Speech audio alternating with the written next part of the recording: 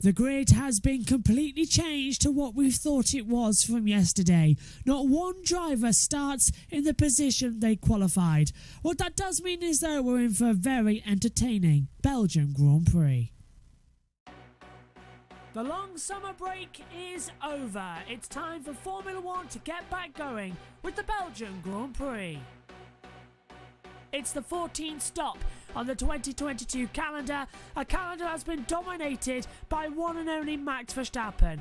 But coming into the next three races, a triple header as well, it could turn the balance. It's Belgium this weekend before going off to the Netherlands, Verstappen's home race, and then off to Ferrari's home race at Monza in Italy. Then after a 2-week break, we're in Singapore for the longest race of the season, always hits 2 hours. Then a week later, it's Japan as well. Then 2 weeks off before United States and Mexico form a double header. Another break before Sao Paulo on the 13th of November, and the season rounds out in the 20th of November in Abu Dhabi. Max Verstappen leads the Drivers' Championship then on 80 points after spinning and winning last time out in Budapest. Charles Leclerc is second, he's only 80 points back, that's an astonishing gap. Sergio Perez is third, 85 points back from Verstappen. They're the three mathematically in the hunt for the title. George Russell 2 points clear of Carlos Sainz as well. Lewis Hamilton is 10 further back in 6th place, his worst season in F1 history. Lando Norris is 7th in a battle with Esteban Ocon and Valtteri Bottas. Fernando Alonso rounds out the top 10.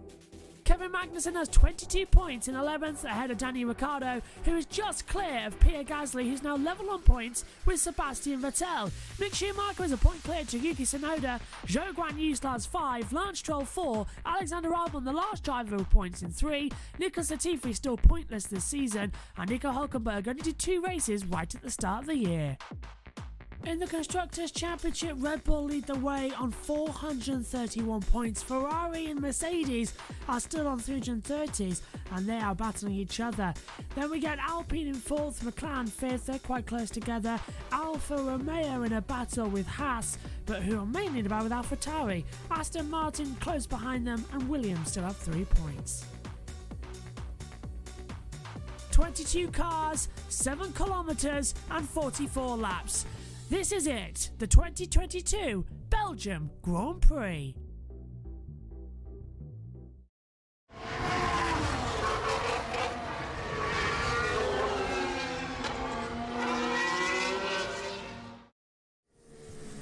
"50 seconds to go then here of qualifying number 1, and the rain is starting to come through. Stroll almost has a moment coming through the Jochen Ring corner as well. So, and the Jackie Eakes corner through Puong, looks okay to me, but we've just heard from George Russell, it's starting to rain, and on the circuit as well, so there's a lot of anticipation to see if we're actually going to get the session in dry. Will it rain for Q2? That's the big question. Down the hill into the Stavolo section now for Stroll, gets it good on the exit curb as well, as they swing back through, and Stroll's up by 0.3 of a second as well. Schumacher is 5/10 up at the moment. Bottas down in 20th, not getting a good run. Right, so... Oh. Stroll's really up there, Megs. Latifi somehow manages to make it into 13th. And look at that! Well done from the Williams. They shoot right up, but Stroll gets it out wide. Drifting there. Checkered flag is out. Lance Stroll's in the drop zone. He goes into P10. That puts his teammate Vettel at risk. Schumacher's 18th. Does he improve? Schumacher goes 13th. 146.342. Here comes Bottas. Zhou's backed out of it, I think. Bottas goes. Oh, Zhou goes 7th. Bottas pits. In comes Magnussen. Nah, Magnussen's out of it. He doesn't have a penalty, so Magnussen could have gone through there as well. So that was a bit disappointing. Like, in the race, I'll move up. I'm fine. Vettel goes 15th. Vettel's on the cusp. Both Williamses are currently out of qualifying, but Albon has done a stellar first sector. A 30.799 backed up, and it's raining heavily at the bus stop. Ricciardo 5th. Ricciardo goes 5th, but that was Tsunoda going straight on the bus stop. It's raining heavily now. Ricciardo goes P5. That changes the balance. Norris now goes P5. Both McLaren's looking good in these conditions that they did last year. See, I told you, Danny Rick, as soon as he says, I'm leaving McLaren, he's doing well. Hey, and And Ricciardo's had his lap time deleted by the stewards for track limits as Hamilton goes into Bit P5 jealous. as well. Here comes George Russell, he's 13th. Russell goes 5th. Albon's just alongside. Does he go through? Albon goes through to Q2 with a 1:45.642. Albon and Williams Best look I've ever amazingly seen. well. But what about Latifi? Latifi, no. Latifi doesn't make it. Latifi's backed out. Latifi's fine where he is. He's like, do you know what? I ain't got a penalty. Loads of people, like 7 people have got them. I'm fine here. I think he's going to start at least 13th on the grid by my calculation. That's great for Latifi as well. But Alexander Albon goes through. But Sebastian Vettel was 2,000th of a second away from being kicked out of qualifying. Russell goes 5th. Albon goes 6th as well. But it's Vettel, Latifi, Magnussen, Tsunoda and Bottas eliminated from qualifying. Checkered flag is out then here in qualifying 2, but you haven't missed anything in the last minute because all the drivers are just on their laps now. Fernando Alonso got towed round by Esteban Ocon, and now fastest sector 1 is Alexander Albon. It's happening again. Williams are quick at Spa. Here comes Alonso out the last corner of the bus stop, takes the checkered flag. Does he go through to the next part of qualifying with ease? Alonso goes 5th, 1:45.522. I think Ocon's safe as well. Gasly's 9th. He goes 8th fastest. 1:45.827. Here comes Zhou. He's 9th. Zhou goes through. That puts Russell at risk. And look at 11th. Lewis Hamilton. Good spot, Josh. Here comes Stroll across the line. Stroll goes 11th. Hamilton's 12th at the moment. Yes, he'll go into the top 10. But he's got to do a greater lap time. So's Russell. So's Hamilton. But so's Ricciardo. Leclerc goes top. 1:44.551. But watch out for Alexander Albon. It's Danny quick in Rick. sector 2. Danny Rick across the line. Ricciardo goes 8. 1:45.767. Here comes Hamilton across the line. He's 13th at the moment. Hamilton goes 5th. That puts Gasly out. That puts Zhou out as Russell goes 6th. What about Albon to the line? What's his time? Albon's done. Albon goes through to qualifying 3 with a superb time. Albon goes through to qualifying 3. And he was on course, Megan, to take pole, but he got slowed down by traffic in sector 2 and 3. He was stuck behind Russell, Hamilton and Ricciardo. What a qualifying! It's Ricciardo, Gasly, Zhou, Stroll and Schumacher out. And Ricciardo will start in the top 10, but it's all changed. What an absolutely fantastic quali. Leclerc on top, Verstappen second. There at the moment, starting at the back. Q3, again, going to be entertaining. And the green light is on at the end of the pit lane, and we are underway. Alexander Albon, the first driver out onto the track here in qualifying number 3. What is going to happen? We've got sort of rain in the air. It's been spitting, but it's holding off quite nicely. No chance of it affecting the race itself, or qualifying later as well. As Alexander Albon heads up through a rouge, can really hear the cars botting him out. Here's Max Verstappen, a driver who doesn't deserve to be there in the session because he's actually got a grid penalty, hasn't he, Josh? So we're just sort of accepting that he's here, but he's starting at the back tomorrow. The race is going to be more interesting than what qualifying is going to be looking at. Yeah, and what is Max Verstappen doing there? So slow in the pit lane, and he's holding up Fernando Alonso, and Alonso wanted to come on the inside line and sort of look for a way through, and Max isn't allowed to do that, of course. So Being a bit cheeky. Say again, Josh, we didn't hear you there. Max is being a bit cheeky this weekend. He really is.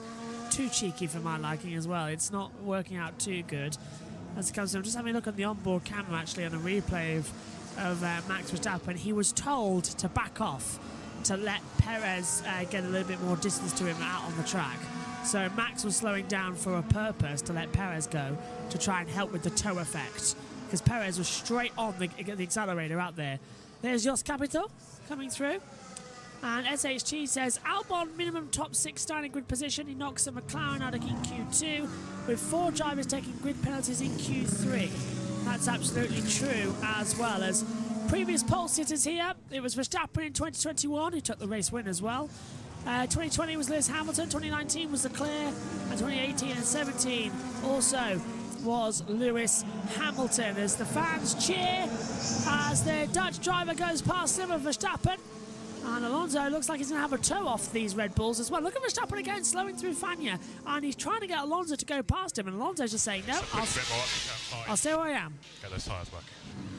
There's Perez saying, get those tyres working as well to his engineer. So there is a plan here for Red Bull, isn't there, Josh? But it looks like Verstappen will get the first toe for whatever reason. Because surely in this session, you help Perez, not Verstappen.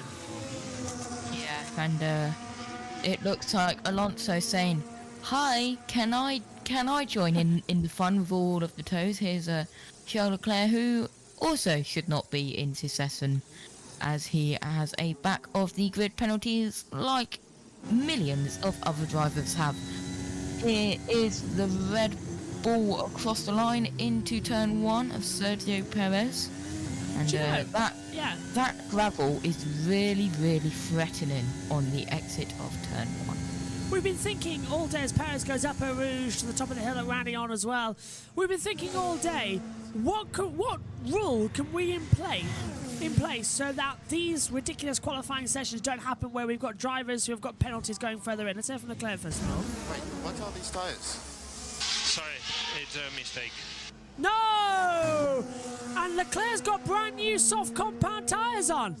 Leclerc has put on a brand new set of soft compound tyres that they were saving for the race. Ferrari have made a mistake on the pit wall by giving him the brand new tyres he was supposed to start the race with tomorrow. You can't believe Ferrari. They have done it again. They have made another mistake. I'm done. I am so done. Ferrari's strategy, they've made a mistake. They put on brand new tyres that were supposed to be there for the race. Unbelievable. Clowns, utter clowns, Ferrari. They don't know what they're doing. They need sacking the lot of them. Albon goes top, 1:46.369 as well, so he set the fastest time. But Max Verstappen, who we're on board with now, is setting electric first sector times as well, but he won't be on provisional pole. There's a car leaving the pits now. I might get a tow from that one starting the lap. Yeah, remember Verstappen won't be on provisional pole position because he's got that grid penalty as well. So right now, Albon's on pole, but Perez is looking mighty. Here is Perez to the line. We've picked up him. 1:44.462. What's Verstappen's time going to be across the line? He got the toe this time around. It's a 1:43.665. Let me know what do I do with these tyres. Copy. So we will do the lap. So we do the lap. Yes, confirm we do the lap. Oh. Ferrari just sound like they are self-destructing out there today. Here comes Esteban Ocon to go fourth. 1:45.180. Sainz has gone second. Sainz is on provisional pole position here at Belgium. Norris goes fifth. Alonso backs out the lap time. Norris goes fifth fastest as well. But as things stand, it's Carlos Sainz for a second pole. Let's hear from Leclerc. Let me know what do I do with these tyres. Copy. So we will do the lap. So we do the lap. Yes, confirm we do the lap. Ferrari have put on the wrong tyres for Charles Leclerc. They have put on the race soft set. And They put on the race? The race soft tyres, the brand new softs that aren't been scrubbed, and they've been told to now just do the lap. So they've got another set of brand new softs. They're on race pace. But they're on race tyres, not the qualifying tyres. They're going to be slower. They came on the radio and said, they've made a mistake. I can't believe it. I really can't. Unbelievable. Does that mean he has to use the qualifying tyres in the race? Yes, it shouldn't be too much of a problem, but he's used a set of his new softs that he was going to try and save tomorrow for the main race. So they're making several errors now as well as they come down. How the hell do they make that mistake? I don't know. Leclerc is furious and he's going for the lap time, but he's got traffic in front of him because... Oh, he's not going to leave, Well, the problem is now, Ferrari have told him to do a push lap when they've got traffic in front of them. Because he's just passed Ocon, Norris and Russell, who are all on slow lap times. Norris has got no toe from Carlos Sainz, and he's 7/10 down. Verstappen's on provisional pole, but that will put Sainz on pole. Carlos is just like, this is a you problem, mate. Yeah, not a me problem, it's a you problem. Is that better? Give me the wrong tyres. I can't believe the clowns that Ferrari are. They really have made several errors. Here comes They even dress Leclerc. in red. They do. Well, Charles Leclerc coming across the line. He's ninth and goes fourth. He can't even get better than fourth on the race times. lost 8 tenths due to not having a toe and being on the long 888. tyres. And now, that's his qualifying done. Because it's going to be another 2-minute in-lap to refuel, bolt again. That's it, they're done. Laurent Mikas as well, the racing director from Ferrari. I'm sorry, mate, but you are the biggest idiot in the paddock. Honestly, I've never seen a strategist do so many mistakes in my entire life in Formula One and every other form of motorsport. He has made so many mistakes. And we've seen Michael Masi. I can't believe it. As a race strategist for any other team, he would have been fired. Honestly, he would have been sacked, especially after the mistakes he did earlier on in the season. Haas would have no problem sacking. He would have been sacked after Monaco. Yeah. When Leclerc started on pole and finished 4th at Monaco due to the strategy errors, that's when he would have been sacked. And look at him. Look, he's on the pit wall with his helmet and his head down. And how has Mattia Binotto not been fired either? How are Ferrari, who went through so many team managers over the years, not sacking That was this a one? good lap on the used, so I we don't can know. He just seems to have stuck around. Ferrari are acting like Man United at the moment. They even have the same clothes. Yeah. Norris. Yeah, we see that too. So it's Max Verstappen, who provisionally is on pole position here, but has that grid penalty. So it's Carlos Sainz who has it. Adam says second half of the year, and Ferrari is still Ferrari, says Adam. You are completely right, my friend. Ferrari is still Ferrari. Something tells me that Max has just found out about the little Ferrari situation. Yeah, but the thing What's is... them? Go on, Josh. What's them? Perez track limits turn 4. Perez track limits turn 4. He's had his lap time deleted. Perez has dropped to 3rd and has lost his best lap time. He's not even out on the track and he's getting track limits. It's happening again for just as in Austria. Look, there he is. Right, here we go again then. Sainz is going out on his own, so I think... Do you want me to tell you something here? It's Perez on pole. Not Sainz, it'll be Perez. Go on, Josh. Yeah, but you watch tomorrow. It will be absolutely bucketing it down, and then Ferrari go soft to mediums to soft to mediums to soft to mediums and stuff like that. And neither of them will be on intermediates the correct time. Max Verstappen 2:17. Bring the chaos. Think Max is done. Yeah, Max is done. Max is not going out on the track again, so... Well, he doesn't really need to. He doesn't need to. He's not going to be on pole position anyway.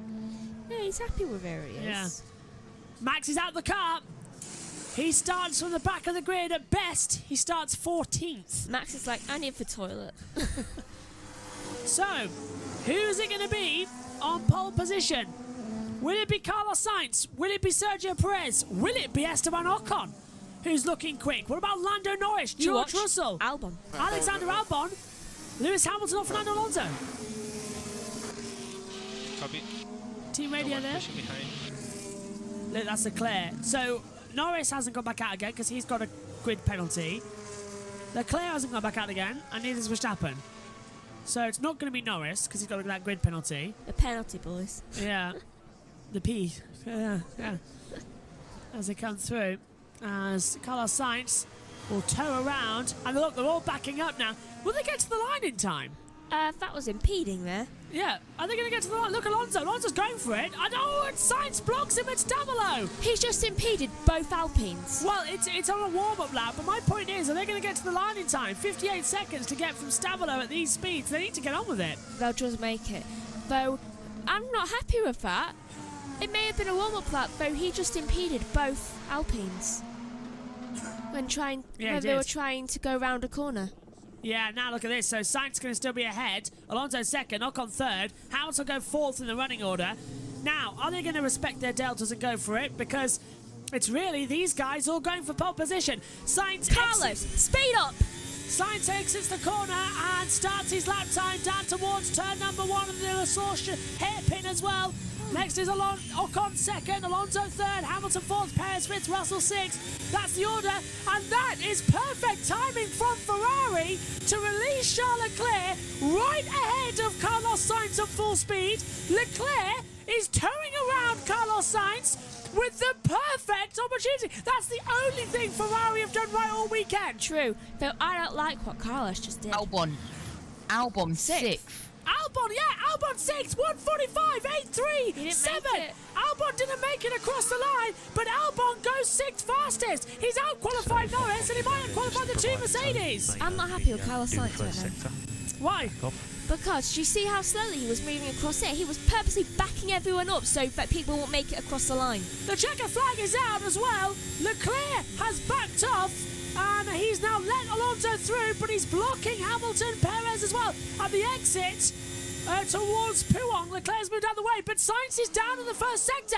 Perez is up in the first sector. So hope is Perez Hamilton. gets it. And Alonso is faster as Sainz hits the gravel. Does he make it through the track? Yes, he does. Sainz goes through the gravel. He's out of it. He won't take pole. Sainz will, well, he might actually. Sainz will start on pole, but he won't take it away from Verstappen. So the question is, what is Alonso doing? What's Hamilton doing? And what is Perez doing? Perez is out of it. Perez is down. This might go the way of Lewis Hamilton for his first pole. It could even go the way of Fernando Alonso. They're all Fernando's improving. quicker. They're all improving. Here comes Sainz to the line. He starts second, qualifies second, starts on pole. Sainz takes pole provisionally. Here comes Esteban Ocon. Here comes Fernando Alonso. Is he on pole? No. Alonso's sixth on the grid. What about Lewis Hamilton? Hamilton only starts seventh. Russell further behind. Can Russell take anything away from him across the line? No. Russell stays eighth. Esteban Ocon's backed out of the lap time. So it's Max Verstappen who takes pole position, number 17 of his career, but he won't start on pole position. Carlos Sainz starts on pole position in second. He don't deserve it. And with that penalty, it is ensured it is maximum disruption on the starting grid for the Belgian Grand Prix. Not one driver will start this race where they qualified from. Let's take a look around the Spa-Francorchamps circuit in Belgium. 7 kilometres long, 19 turns with 9 to the left and 10 to the right. 2 DRS detection zones. It is the highest and longest track of the year. Starting a lap then on board with one of the McLarens. Downhill towards turn 1. The La Source hairpin. Down to second gear, 95 kilometres an hour. Control the exit, don't put too many wheels wide as you head down the National Straight. Coming in to the Red Water Eau Rouge, flat out 8th gear to 315 as you climb the hill to the top of Radillon and come down the Camel Straight, 8th gear, 325 kilometres an hour. You're flat out with the DRS as you drop down all the way to the Lacombe chicane, 4th gear, 180. Rise that up as you come into Malmedy now in 6th gear and 235 kilometres. Drop down towards Ravage, down to 4th gear, 140 kilometres. Drop down to 3rd of the track. Grip hasn't got it as you come into Speaker's Corner through turn 9. Flat out then towards Podium at turns 10 and 11. Flat out, 8th gear usually at 290 kilometres an hour at the exit as you rise up towards the Fania chicane. Drop all the way down, 5th gear, 175 kilometres an hour as you brave your way through to Stavolo. Down, 6th gear. Down to 4th gear at the exit. Curve to Port Frere. You're in 7th gear, 295 kilometres an hour as you rise up. 310, 325 kilometres an hour as you blast through turn 16. The first part of the fearsome Blanchimont now, flat out if you dare, before you come into the modified bus stop chicane all the way down to, once again, 2nd gear, just 110 kilometres an hour. Ride the curbs, control the exit, fire it to the line, and that is a lap of Spa-Francorchamps.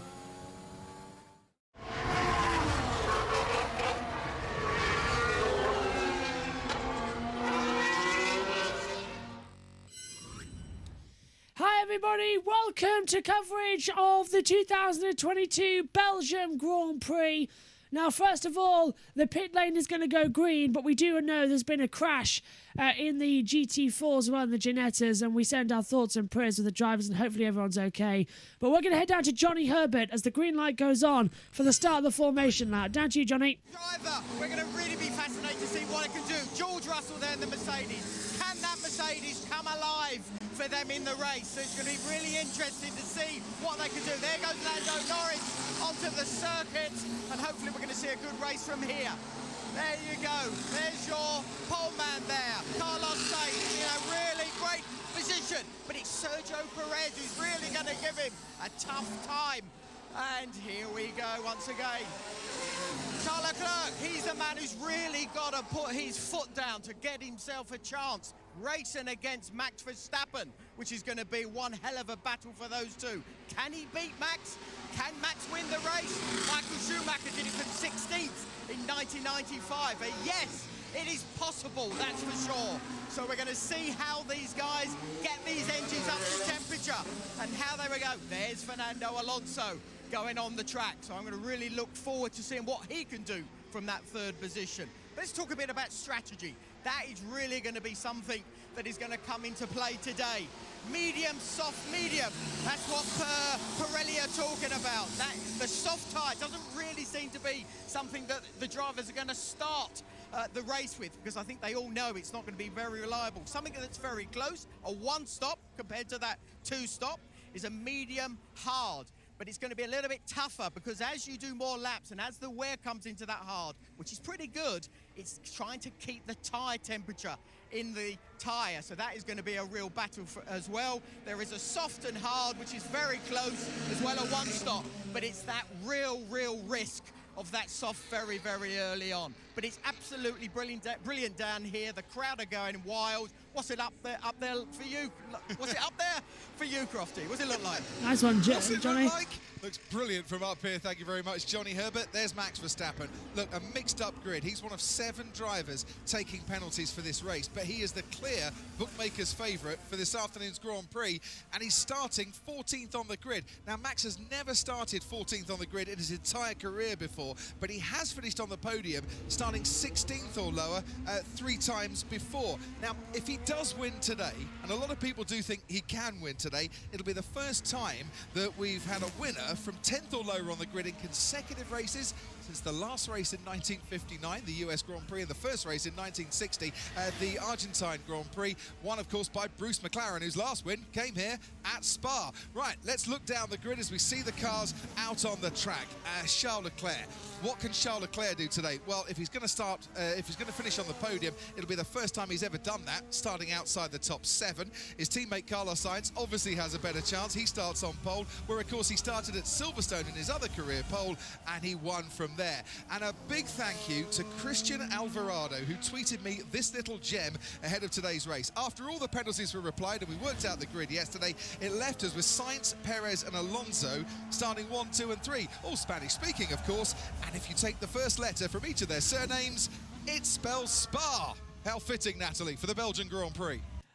Okay, that is actually a really funny thing, I think, as well. What do you think, Josh?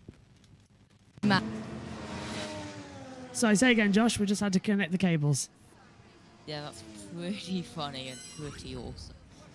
Cars are just making their way to the grid as well. And in a few moments' time, we'll be syncing up with USON as well for coverage over there. Now, first of all, we do know that there's been a couple of bits of breaking news as well. To begin with, they announced that Spa-Francorchamps will be on the calendar for the 2023 season as well. A reprieve, at least for 2 years, we're being told, which is fantastic news. But of course, we're all thinking of the accident that we've had currently in the GT4s, and hopefully the driver involved is okay. I've seen the crash, you've seen the crash. It's a horrible one as well, and fingers crossed it's just the extraction process taking its normal time. Yeah, it's been 40 minutes, and only 10 minutes ago we got the news that only one car had been taken away from the scene. So there's still one car there, and it's been 40 minutes since the accident. So yeah, all thoughts are with all of the team and everyone at Foxconn Cup. Absolutely, as George Russell's just making his way to the grid. And if we hear anything, we'll update you as well. Maybe not during the F1 race, because it's unlikely we'll hear anything then, but during the British Touring Car Race 2, that is unquestionably delayed for a while as well here. But George Russell just coming in as well, starts this race from 5th on the grid. Josh as well stands a fantastic chance of scoring a podium, maybe even a race win here today as well, because he's got Sainz and Perez on the front row. But that Mercedes has been looking fast, and he seems to be the only one who can tame it at the moment.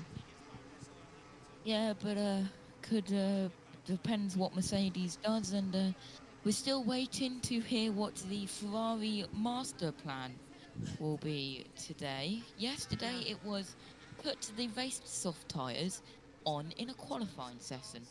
Indeed. Let's have it to Anthony Davidson then, who's talking about the starts of the race. Now, YF2, because there have been some circuit modifications. If you're unaware of that, the first modification is to that of La Source Turn 1. They have added this humongous gravel trap that the drivers are going to have to keep an eye out for. And you can see in the F2 race how kind of respectful they're having to be now, not to push themselves too wide. You can see a car just getting ran out a little bit wider there. And you're in dangerous ground nowadays with that massive gravel trap. It used to be tarmac, as you'll see here. 2019, a bit of a close start. Kimi getting tipped up there mid-corner, and this is what I was talking about. Cars going right off the circuit because they could. Well, not anymore. Looking at the front of the field, you had Hamilton under attack from Sebastian Vettel in the Ferrari. Now, is this what could happen today, looking at the straight line speed of the Red Bull with Sergio Perez versus the other Ferrari driver, that of Carlos Sainz? Vettel was able to get the job done back then in 2019 against Lewis Hamilton with that straight line speed of the Red Bull. I'm fully expecting Perez to just sail on by that Ferrari. It's going to be fun watching not just the cars coming through the back of the grid like Verstappen and Leclerc, but also that fight at the front. And hello to everybody on USRN, as well as we've made the crossover there as well. Apologies, we had a couple of seconds of delayness there as well. We're struggling a bit with our technology as well today, but the cars are just in the background. Here's Esteban Ocon coming through now as well. And yes, you're not hearing things. That is car noise in the background. If you're joining us on USRN for the first time this weekend as well, we have the ability now to hear the cars. So when those cars hurl down towards the source, you will hear them. I'm Joshua Birch, and alongside me in the commentary box today will be Megan Birch as well. Josh Plays, as always, is standing by right now in the box. And also, we will also have Tom Dillon joining us for the race itself as well. Ian Birch isn't with us today. He's still not great at the moment with his eyes after battling a little bit of an eye infection. So he'll be back with us, hopefully, in Zandvoort, if not, in Monza in a few weeks' time as well. Let's go over to the YouTube chat quickly, because Martin's grid walk is about to happen as well. But SHT says, what are both your predictions for the top 10 finishes in this race? Don't need to be in order. I don't know. We can't answer that because there's so much that could happen in this race. Nobody has any clue of what's going to happen. I don't even think you know, Josh, what's going to happen in this race. Anything can happen in the next, 2 hours coming up shortly, I think, on this one. It's a long race. Yeah, and I think I hear the Thruxton Air Ambulance going back towards the circuit. Oh, that's good news. I don't know if it's related to the incident, but it went over my head 10 to 20 minutes after the accident. Yeah, and of course Josh is trackside. Well, he's not trackside at Thruxton. He's about 20 minutes away from the circuit as well, so it's his local circuit. So the air ambulance will go over his head as well on any flight path. We hope everyone's okay there.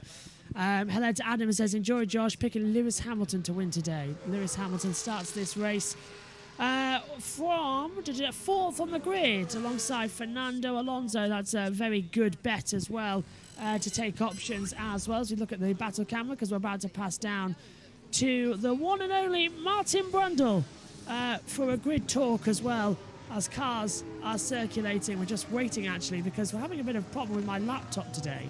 My laptop doesn't seem to want to work, so if we go off on USON, we apologise, but it all seems to be having a bit of a glitch at the moment. We can't seem to access things as we used to.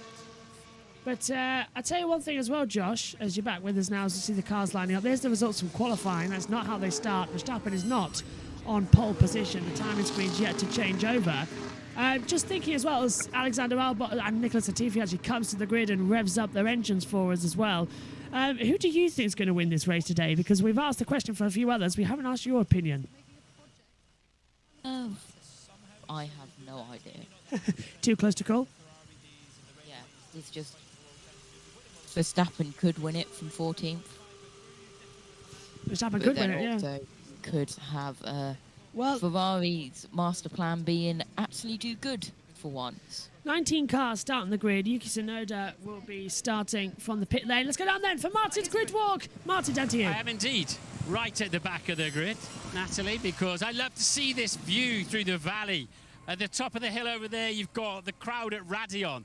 Top up there is Rivage and Les Combes. That's the middle sector of the lap, all the way through the valley and to this relatively short pit straight. And here is a man I think is going to have an awful lot of fun today. There is not a single car on this grid that's starting where it qualified, believe it or not, because of all the penalties, and 8 cars in the end, one going from the pit lane, 7 more on the track. So despite Max being fastest all weekend, he is starting. We're going to follow him into P14.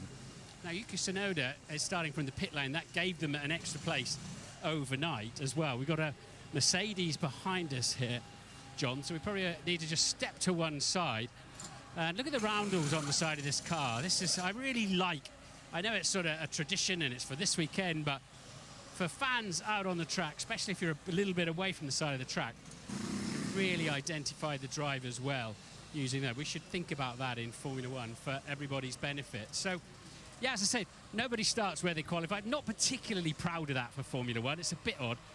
What it will do, because of penalties, of course, and we've yet to find a better solution to stop the rich teams putting brand new power units in every weekend. There has to be some jeopardy if you want to add new power units to just keep some kind of control on costs and transportation.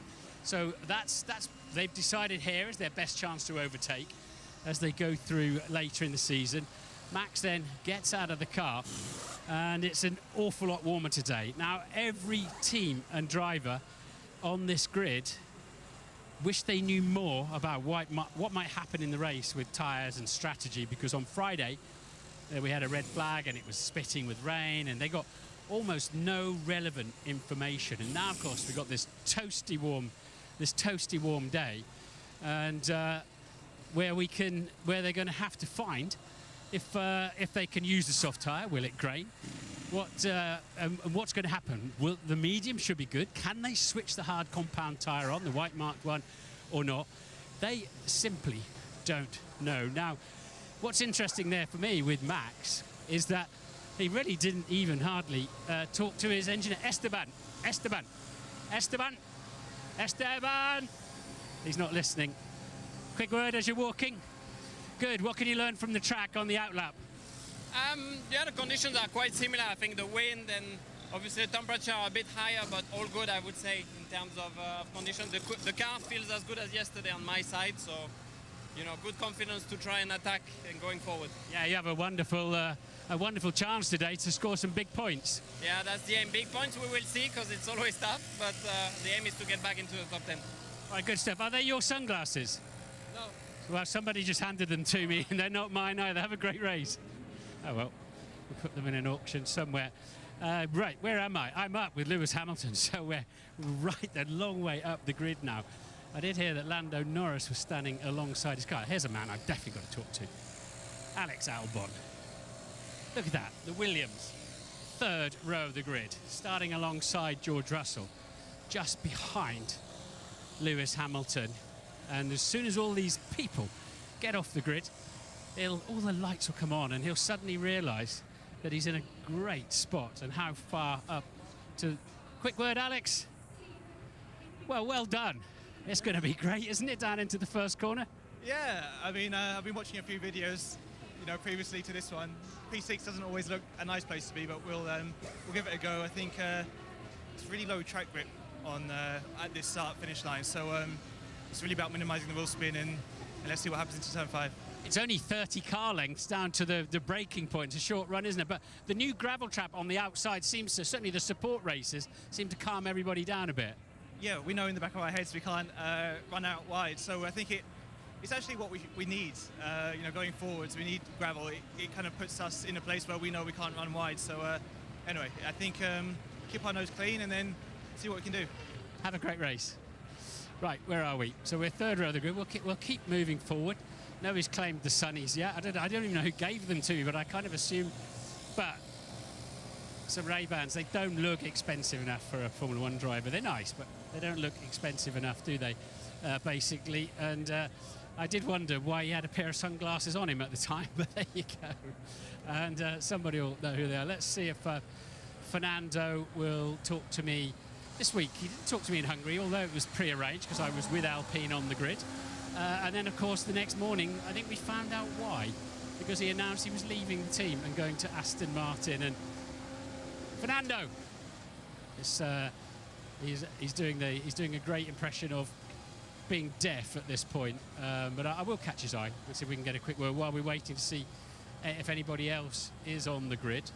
We put these up for auction, some the Grand Prix Trust, and we put something else around them, a piece of carbon fibre from today, or something like that. Something we'll find, put these with them, and a microphone sock. That's a really good auction prize I'm getting together here. 30, you up for a chat I'll today? buy it. Top man. Well, this is pretty spectacular, isn't it? You're back in your comfort zone where you belong. Yeah, I'm much happier here than further at the back, but let's see how long it lasts. I think the Mercedes, they normally have a very strong race pace. Also Charles and Max, they will come eventually very soon in the race, so gonna be some action for sure. So who are you looking out for most? The McLaren fight, or just you love fighting everybody basically, don't you? I think today is more about having fun, being aggressive at the start. Maybe we have an opportunity, or even the run into 10.5 to even lead the race for one corner. So we will try to be aggressive. So lead the race into turn 5. That would be some slipstream up the hill. Why not? Yeah, we have a very good top speed, but yeah, let's do one step at the time. Having a good launch here, good turn 1, and let's see the slipstream. Do you think the gravel trap's going to calm people down in through 1? I guess so, but normally in the last few years it was quite okay. So I think, I hope that it's going to be a cleaner start. Thank you. Thanks for talking to us. Now Kevin De Bruyne is in front of Max Verstappen's car, I'm being told, in my good ear, and that's quite a long way down there. We already know that. I don't know if there's anything else I can hoover up while I'm up this end. But we'll see. Let's go back down there and have a word with him then. If he'll talk to me, of course. I'm easy to ignore, and often, of course, as you know well, I am ignored, and I do hope you appreciate me looking stupid for your entertainment on a Sunday. Hope your Sunday lunch was amazing back in the UK or wherever you are today. And let's just keep heading back to back down this way. Look at yeah, okay. Well, we'll Jost, good luck today, Jost in the Williams. You're great position up the front there. Yeah, it's great to be 6 and 11s on the grid, and I could get used to it. You seem very happy about it. Yeah, it will not be always like this, but when you get it, I think we tried hard to make the best out of it. All right, good stuff. Have a great race. We hope to talk to you afterwards. Thank you very much. Talk to you later. Right, he's pleased, isn't he? He's very excited. Right, I'll wander back down here then. I'm not quite sure how long I've got left, but I'm sure I've got long enough to... So it's not often. Actually, I don't think I've ever done this before in 25 years of doing this. I've walked up the grid and then walked back again. So, oh, I'm sorry. No worries. He had no brake lights on. And where are we then? Where's Kevin De Bruyne, one of the world's finest footballers. He's going to have a chat with Christian. Yeah, that's Christian. Hi, Kevin. Martin Brundle, Sky F1. How are you doing? Great to see you. Hi, Christian. How are you? I'm very good. How are you? Yeah, wonderful. Thank you. So, I know you've been on the grid before, and clearly you're with Red Bull today. Yeah, I know Max a little bit. We speak from time to time, so it's nice for me to come home to Belgium and support Max and the team, and hopefully it will be a good race. You had an amazing match yesterday, yeah, against Crystal Palace. That looked quite exciting.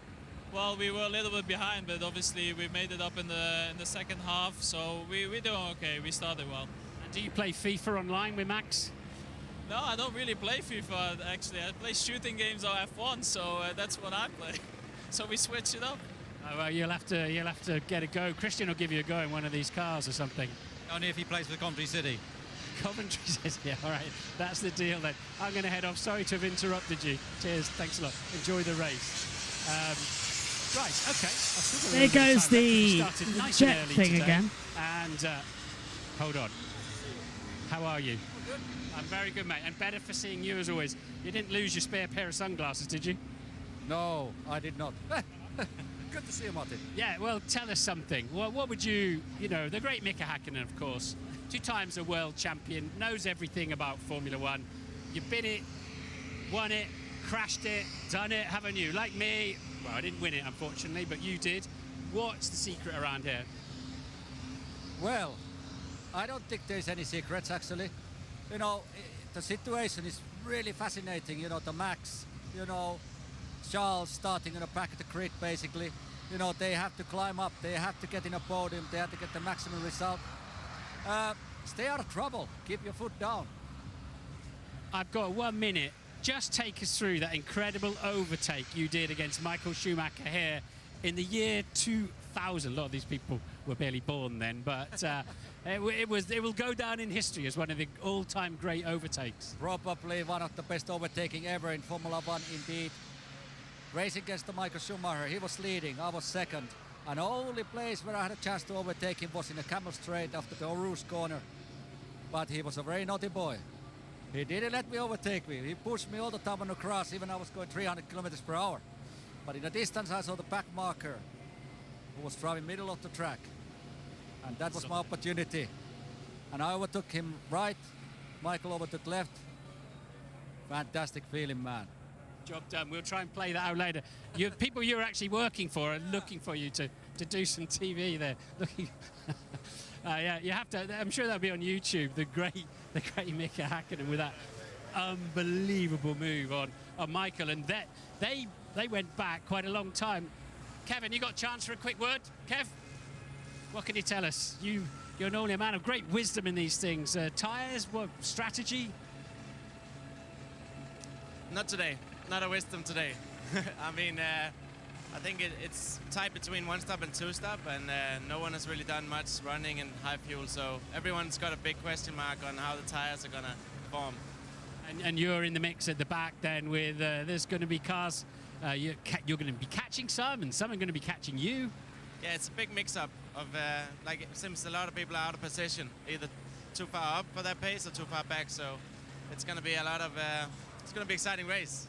Can you get some points today? Hope so. Have a great one. All right, I think it's probably a very good time for me to throw back to Nats.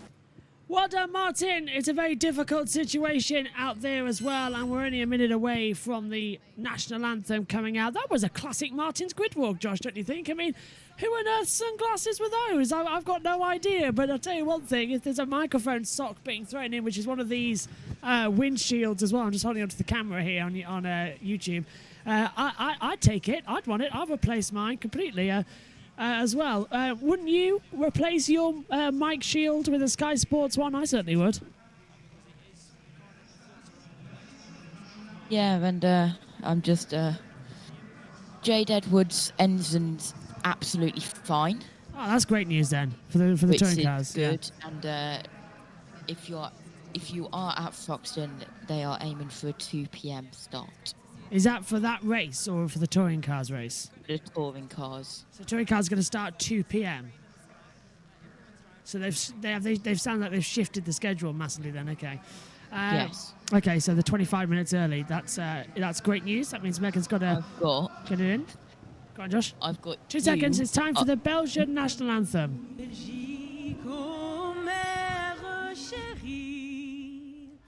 À toi nos cœurs, à toi nos bras, à toi notre sang aux batteries. Nous le jurons, tous tu vivras toujours grande et belle, et ton invincible unité. Het wordt getrouwd, je onbevreesd mocht spreken. Voor worst, voor vrede en voor recht. Het woord getrouw dat je onbevreesd mocht spreken. Voor worst, voor vrede en voor recht. Je zit zo'n König und die Freiheit auch. Je zit zo'n König und die Freiheit auch. Voor worst, voor vrede en voor recht. Le roi, la loi, la liberté. An amazing national anthem once again in full situ. And as well as we get ready, we're delighted to welcome to the commentary box as well, it's Tom Dillon. Hello, Tom. How are you doing out there today? You looking forward to a race broadcast call with us out here today? It's going to be a lot of fun. I absolutely can't wait. Haven't been on this channel for a very long time, since Le Mans, so I'm very excited to be on here and excited for the race as well. It should be very interesting indeed. Absolutely. Well, hopefully you can see me. Well, you won't be able to see me, but you can see Josh as well. And me and Megan will be up in the comms box as well, up here as well. And we're looking forward to hearing your thoughts on today's action as well. Just understand that the YouTube stream, the Discord stream is lagging a little bit. So let me just do this and then change up all the systems again. Banger. There you go. We're getting ready then. A few minutes to go. Around about 10 minutes until the crossover time. It's still only 1:46, of course, here in the UK. Mohammed Ben Sulayem, the FIA president, along with Stefano Domenicali and the local promoter of this race circuit as well, high-fiving the F1 kids as well as they outside on the front there. And Tom, just want to get your opinion as we touched Josh as well. A completely mixed up race, again, a completely mixed up strategy. Who do you think is going to stand the best chance of getting the win here today? I've got to give it to Max Verstappen. To be honest, I think in the current guys, there's absolutely zero chance of Verstappen not going on to win this race. He's so fast.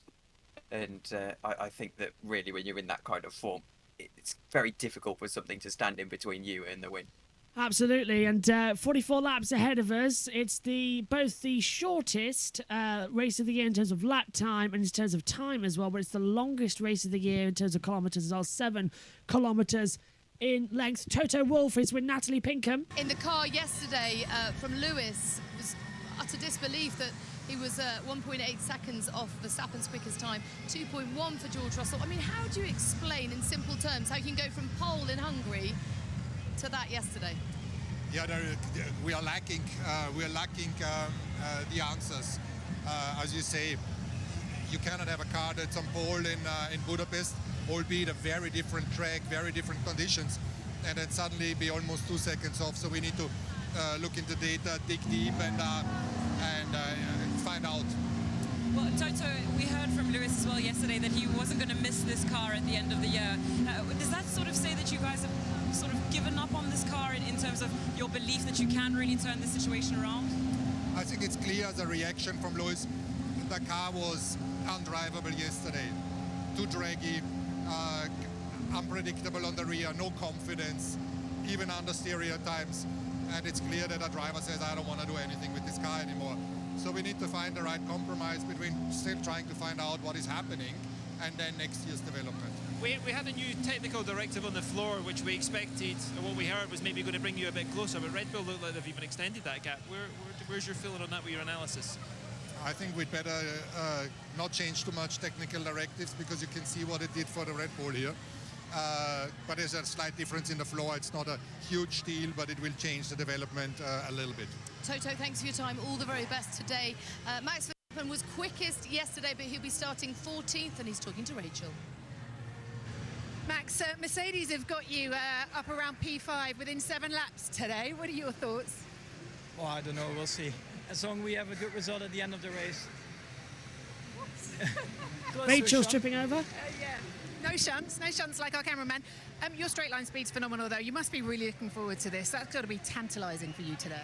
Yeah, but I mean, it's about just staying out of trouble initially and then just have to settle in and see where we end up. Are you concerned about trouble at the start then? Is it keeping your nose out of all the other action that's around you? No, but that's always the case when you start, you know, around that position. All right, go well. Thank you, Max. Yeah, Max Verstappen almost certainly going to be a bit more worried about that fact. We've got the race control messages up now as well with Josh and Tom up here in the box. Megan's joining us shortly as well.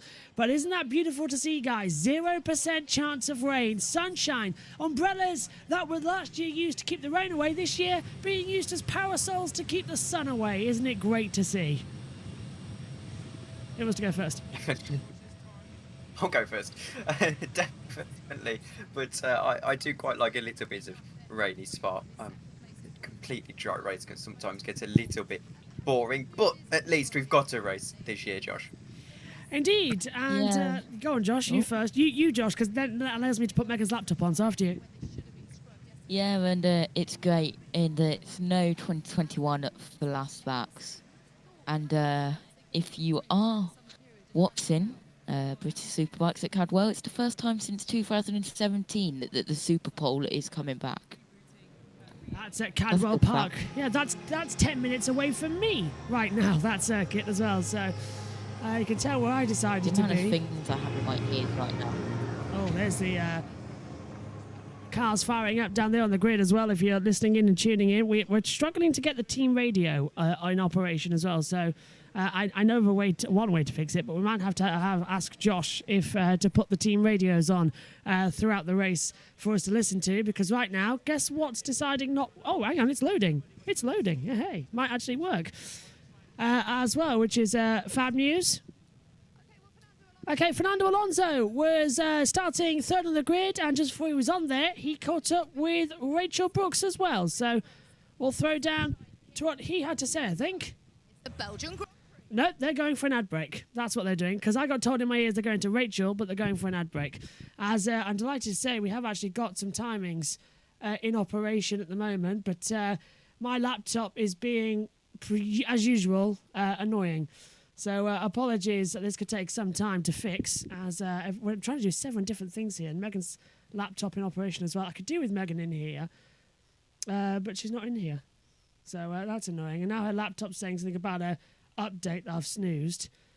It's all going a thingy, isn't it, at the moment as they come through. So then, Josh, I'll ask you, and Tom, I'll ask you quick questions. First of all, to Tom, though. What's your top 10 predictions? Who do you think could take a win here today? Oh, the entire top 10?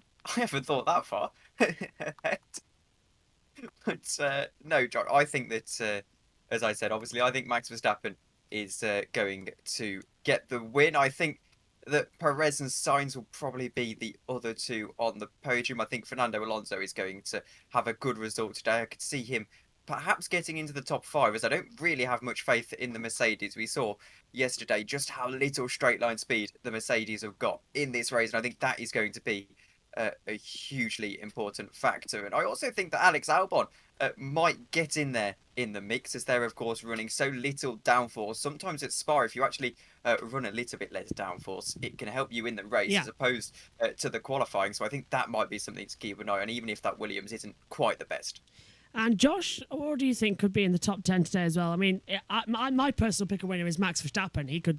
I think he's easily going to do it. What's your opinion? Yeah, I think we're going to be looking at a double Williams points today, and possibly a Max Verstappen win from 14th. The first time Max Verstappen... Yeah, sorry, go on, Josh. Yeah, first time Max Verstappen has started in 14th in his whole career, and certainly looks good, doesn't it? 16th and got on the podium multiple times. That's 2 places away. What's 2 places from third? First. Well, I've got some race control messages myself, but we don't have the team radio, so Josh is going to be providing that team radio with the graphics as he has been throughout the weekend. So well done, and thank you, Josh, for saving us once again on the bacon. Too many things, too many screens, too many. Infamy, they've all got an infamy. Anyway, as they come through, we're about to cross over then. It's the first race back since the summer break. It's the 2022 Belgian Grand Prix in the company of Megan Birch, myself, Joshua Birch, and down in the pits it'll be Josh Plays, and joining us for the first time here, both on USRN in the commentary box and on the YouTube channel for a race. I'm glad to say it's Tom Dillon, so don't forget, this is it. Crunch time. The championship is still on the line. Max Verstappen, 80 points back. Who's going to win the Belgium Grand Prix? what a race. We've had everything, haven't we?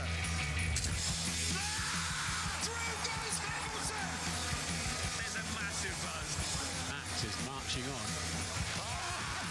Nice.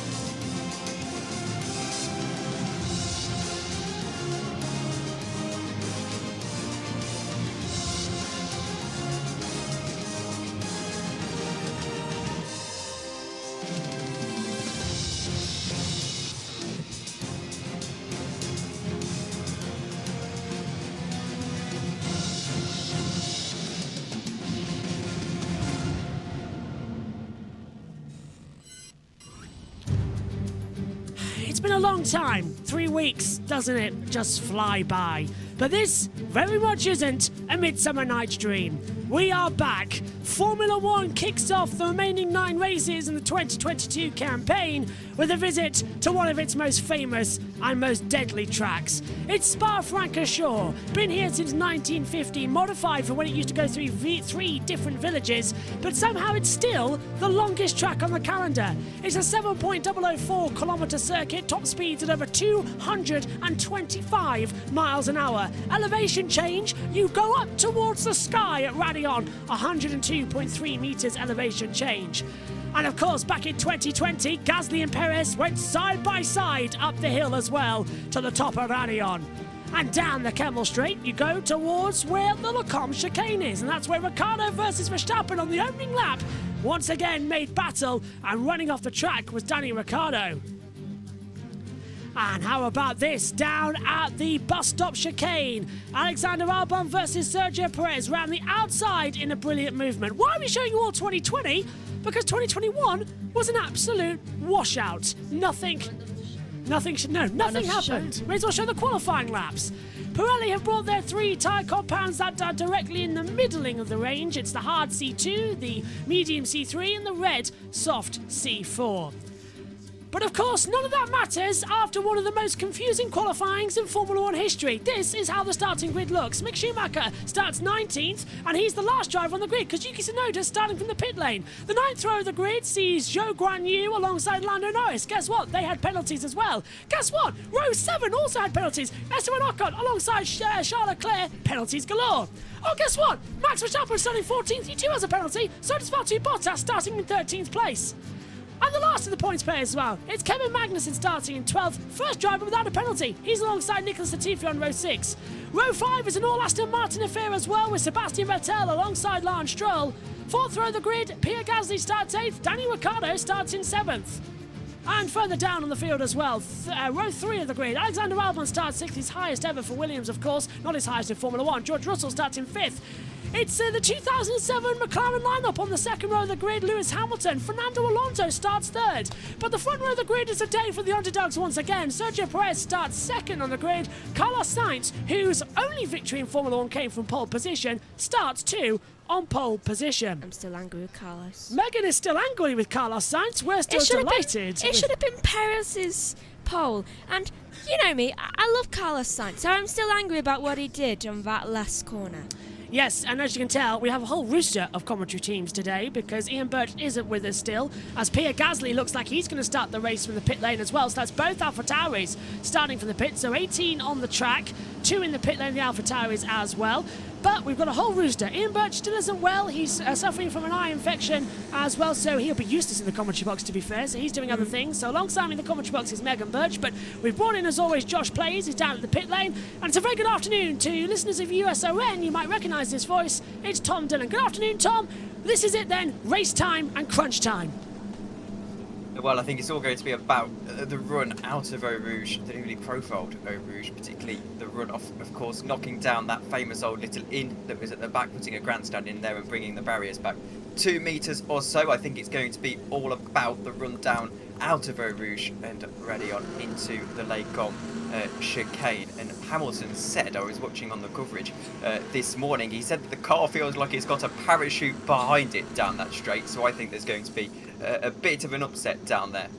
The tensions are rising. 15 seconds, Josh, into the formation lap, and we've had all sorts of drama here this weekend so far, but certainly, one thing that's for certain, Max Verstappen and Charles Leclerc out of position. This is going to be fantastic racing. That reminds me... Really... Go on, Josh. Yes, it really is, and I was just having a look on the reconnaissance lap as the formation lap gets underway, that there was a yellow flag in track sector 12, which is turn 11, and that was not a single yellow, that was a double yellow on the reconnaissance lap, and also Pierre Gasly sped in the pit lane on the reconnaissance lap as well. Already got it. Okay, Megs, go on. This is let's take a look then at the strategy call is for today, Megan. Right, so if you're doing a one-stop and starting on the mediums, you'll be going until laps 22 to 28 on the softs. Oh, we've got the smoke flares again. Now, they've been banned. Surprised that they're still there. What's happening with Max Verstappen? They're always McLaren colour, have you noticed? Max Verstappen looks okay as he exits La Source. The field's still down at the chicane there. Go on, Max. Right, so 2 stop, starting on softs, going on to mediums around laps 11 to 18. And then again, going on to mediums again, laps 25 to 34. We'll keep you updated as things goes on. And Josh as well, just to let you know, we can't see the race control messages, to let you know, coming up there on the board. But should I close the door? No, it's so hot in this com box. Leave that door wide open as well. Josh as well, coming in this one as well. The prediction for a strategy round here would indicate 1 stop, but it's so dry and that the heat's risen a lot since this morning. It's now 36 degrees. Track temperature. We've never raced at Spa with these 18-inch tyres. Is that going to cause a different effect to what we usually see? I think it will, and will be, well, we'll see what the effect will be throughout the race. And Tom as well, predictions for lap 1, turn 1. What do you think we're going to see? Accidents galore, or are they all going to take it calmly? Well, I think because of the gravel, I apologise, Josh, having a little bit of a difficult time hearing you. You seem to be cutting out every now and then. But, are we okay? Are we okay now? I think so. You'll have to talk for an extended period of time and I'll figure it out. All right, well, Red Bull lead the Constructors' Championship, 431 points to Ferrari on 334, Mercedes on 304 as things go as well. Are we cutting out there or are we doing all right? No, you're all right. It's a little bit shaky, but we'll make do. I think on the strategy note, I wanted to say, though, AWS predicting a medium, soft medium is going to be a viable option as opposed to the 1 stop that we think might be a little bit less favourable in the race towards the end. They were mentioning on the broadcast on the television that's got something to do with the tyre temperature in the hard tyres towards the end of the stint. Thanks, Tom. Formula 1 can confirm that the Belgian Grand Prix will be on the calendar in 2023. Megan. Right, so I've just noticed something. Do you know that last corner? Bus stop, yeah. Overtaking zone, also crash zone. Always, predicted. Certainly. I'm getting very nervous now. First time we've ever heard the car noises in the background of a start before. I'm happy. I'm very happy. It's going to be fun. And we'll hear the 5 lights beeping as well. Hopefully, I won't talk over them. Apparently, my voice matches them, so we'll take a quick look at it as well as let's just fix. Didn't Murray Walker's voice match them too? Apparently so, yeah. Let's just quickly press this on and off. Don't worry, guys. It will come back. Apparently, drivers. Oh, lights coming on. 2 lights, 3 lights, 4 lights, 5 lights. Action at Spa-Francorchamps, and it's a good start from Charles Leclerc. Sergio Perez cuts across Fernando Alonso. Lewis Hamilton's going round the outside and towards turn 1, but Alonso takes second. Yes. Russell's going for third. Russell taking third away from Lewis Hamilton as well. Great start there as they head down towards Eau Rouge, and Sebastian Vettel side by side with Danny Ricciardo coming into the braking zone at Eau Rouge, and just keeps it ahead. They're all safe, but Alonso's in second. But how much longer? Sainz leads. Perez has fallen from second to 5th. And now here comes everybody else. And in words of Crofty, here comes Sebastian Vettel making the move. As for Lewis Hamilton, trying to go around the outside of Alonso. And Hamilton's up in the air. Hamilton's up in the air. Broken rear suspension. He's cut off, but he might just get going. And Lance Stroll getting all round, coming into Malmedy. caused that? Was that Alonso? Alonso was up in the air. He looks okay. Hamilton came down with quite a bump there. Ricciardo's in it too. What a start, Megan. I was going to say, that start there, beautiful job done by Russell, Hamilton and Leclerc Alonso. and Verstappen are side by side coming to a speaker's corner, and Verstappen comes down ahead. Back up. And Mick Schumacher going to the inside, can't get through. What a start from everyone so far out there today. Brilliant getaway. Hamilton's really in trouble as Alonso goes through. Here comes Sebastian Vettel and Danny Ricciardo. Hamilton throwing it away by not backing out again against Fernando Alonso. And on the grass goes Lance Stroll, and it's all sorts of chaos, Megs. Brilliant start. And I would just like to say that technically, Sainz, Perez, Russell. And Lewis. They're far away. And Lewis Hamilton. Look at Lewis Hamilton. Lewis Hamilton stopping. Here's the radio. So stop. You can't believe it. Lewis Hamilton has retired from the race. Lewis Hamilton is out. He hit Fernando Alonso, and it's caused major chaos and major drama here in the Grand Prix. I was hoping you'd do really well. And it is literally all you can do to just stop.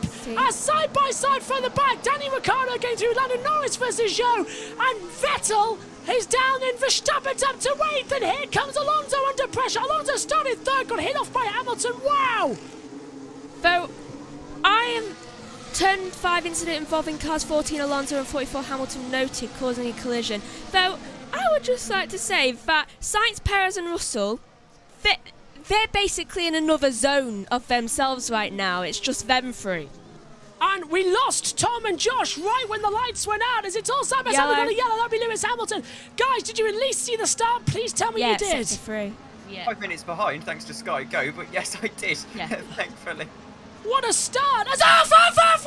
Oh. Williams off! And we got a car in the gravel as well! Safety car will have to come out! That's Latifi and Gasly, I think. Gasly, we came No, out Bottas! there. It's Bottas! Bottas is stuck! Oh, yeah, he's stopped. Bottas He's is out. stuck in the gravel trap, and he got contact as well. Was that coming off of don't say it was Alonso. Latifi goes through the gravel, loses it. Alonso manages to miss out on it. Safety car's deployed, and wow! There was never even contact. Well, should we regroup and try again? What a start to the Belgian Grand Prix! As Lewis Hamilton's cars are smoking away, he stopped at Blanchimont. You may as well red flag and start again. I can already see that being a meme. What a Grand Prix! I'm sweating already. Guys, this is unbelievable as the safety car's out. First of all, let's go to Tom. I don't know what happened there, to be honest with you, Josh. I was about 2 minutes behind, thanks for Sky Go. And next thing I know, I just hear you screaming about Lewis Hamilton, but disappointment for him, and then Zhou. And who was it that he came into? I didn't even manage to catch that. He hit Alonso. Yeah. Danny. So one of my predictions immediately out of the window, but crazy start to this race, and this is helping Leclerc and Verstappen, who all of a sudden have a bit of an opportunity in 8th and 10th to get back close to those positions in the top 5. So they are going to have a real opportunity here to get past, and they could be in by lap 5, Josh. So I'll stop talking in a moment. By lap 5, they could be in the top 5. Here's the start again then. Great start from Carlos Sainz. Lewis Hamilton had a terrible getaway as well. And then there was all sorts of drama further back. Contact between Perez and Alonso. And that was even before, that was on the intro to the start. Yeah, that's how he got ahead and how Alonso managed to keep that. And Danny Ricciardo was side by side as well with Sebastian Vettel. And then here you go, look at you two. This is what happened. Watch. Hamilton pulls to the outside line. Here, look, he gets so close to Alonso. Hamilton turns in, not knowing that Alonso's there. Now that is Lewis Hamilton once again turning in on a driver, expecting him to jump out the way. Nothing Alonso could do there. He had nowhere to jump. Yeah, watch this. Watch. Look, he's not moving across. Hamilton turns in now. Here's Alonso. Look, Hamilton comes out of nowhere, turns in. There's nothing Alonso could have done there. That's Hamilton's fault, 100%. Yeah, it would either hit him or barrier. Josh, what have you got for us? Oh, 2 seconds, Alonso. Yeah, okay. What an idiot. Closing the door from the outside. I mean, we had a mega start, but this guy only knows how to drive starting first. Oh, wow. And of course, Lewis Hamilton started on pole position 103 times, and he's won 103 times as well. As this is Perez. Yeah, that's Perez going around the outside of George Russell and seeing contact and saying, "Thank you very much. I'll retake my second position as well." Vettel's very happy right now. I'm a breath. What a start to this Belgian Grand Prix. Also, 2 former teammates Yeah. out. Yeah. What happened was Discord crashed just as the lights were coming on. Did I say lights on and we go action in Spa? I don't know. I was too concentrated. Yeah, there was no contact, luckily, between Latifi and Bottas. Bottas simply went on the gravel and started skidding after he was avoiding Alonso, avoiding Latifi. Though they just narrowly missed. Yeah, and there's They narrowly missed it. That's Bottas getting taken out. Here's the radio. I'm beast. I'm stuck. I had to avoid this collision, so... Oh, what was that further down? That was secondary contact, I think, as well. Tom, what do you make of all this then? So I just wanted to contend actually as to what Alonso said, and I know it's going to be a rare sight seeing me defend Lewis Hamilton, but looking at the statistics, he's had 103 poles and only 61 of those have been converted into wins. So Lewis Hamilton has still won 40 races not from pole position, so he is, let's not make a mistake about it, an incredible driver when it comes to not starting from pole position. Yeah. However, he has got a habit of doing this. Think Maldonado Valencia in 2012. Leclerc's got a puncture.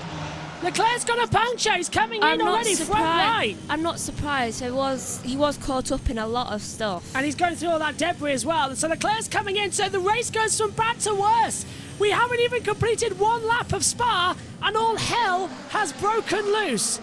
Bottas is out. Hamilton is out. Leclerc's got a puncture and is coming into the pit lane to change over to medium compound tyres. And everyone breathe. Everyone try again. And just see where this chaotic race will take us. Vettel's loving this. Vettel is loving this. Where is he? Let's let's head down to the pit lane. Danny Rick too. Oh, he's not there. Okay, that Sky's showing a graphic where it's not there. Latifi manages to stay in it. I think Latifi, I don't think it was even a penalty, but it might do. Josh, what have we got from us from race control? Any news on anything that's happening? Oh. No, just that incident has been noted by the stewards. The Latifi apparently was involved in that. I didn't see Latifi there, but Ocon. Yeah. Oh, yes, we can't hear you. Yeah. You're going to have to turn up now. We can't hear you now. You've gone from mega loud to mega quiet. Can you hear us? Radio hat, Leclerc. There was a tear off inside the front right brake cooling. Oh, not again. We removed it. Everything should be okay now. Oh, that's good. The tear off caused the puncture. Probably. You heard that one before, guys? I've never heard that before. He probably hit I've not some heard that. debris. Yeah. And it somehow caused that. Though, I noticed something. Safety car in this lap, first of all. And second of all, I noticed that Latifi's mechanics were taking an incredibly long time to get that nose on. And they were trying to fit it every which way on that. I think somehow the nose... The actual connectors. It's warped. Yeah, I know what you mean. It's been warped by what happened. He did cut across the front, so Bottas must have just hit him at the right angle. No, he didn't hit him. I think it must have strained somehow. Yeah. Just quick, Josh, is the touring car starting yet? Because we've got nothing on our timing screens at the moment. I'm literally just having a look. The touring cars are still in the pit lane. Okay, keep an eye on us for that, would you? As it comes through. Safety car's coming in this lap, Tom. Should we try again then to start this race? This could be even more chaotic than the last one. Oh, we might need to try a little bit. I want to keep an eye here on both Russell, Alonso, Vettel, and of course the newly disgraced by McLaren, Daniel Ricciardo, in 6th position. We'll come back to you on that. One stop. One stop from now on. Yeah, and look at that. Sainz was backing up massively. Sergio Perez, as the safety car is coming in. The race is going to restart. There's no overtaking to the start-finish line, and now this is the right time. Don't let Sergio pass you. Well, you're not allowed to be until the control line. It's not exactly.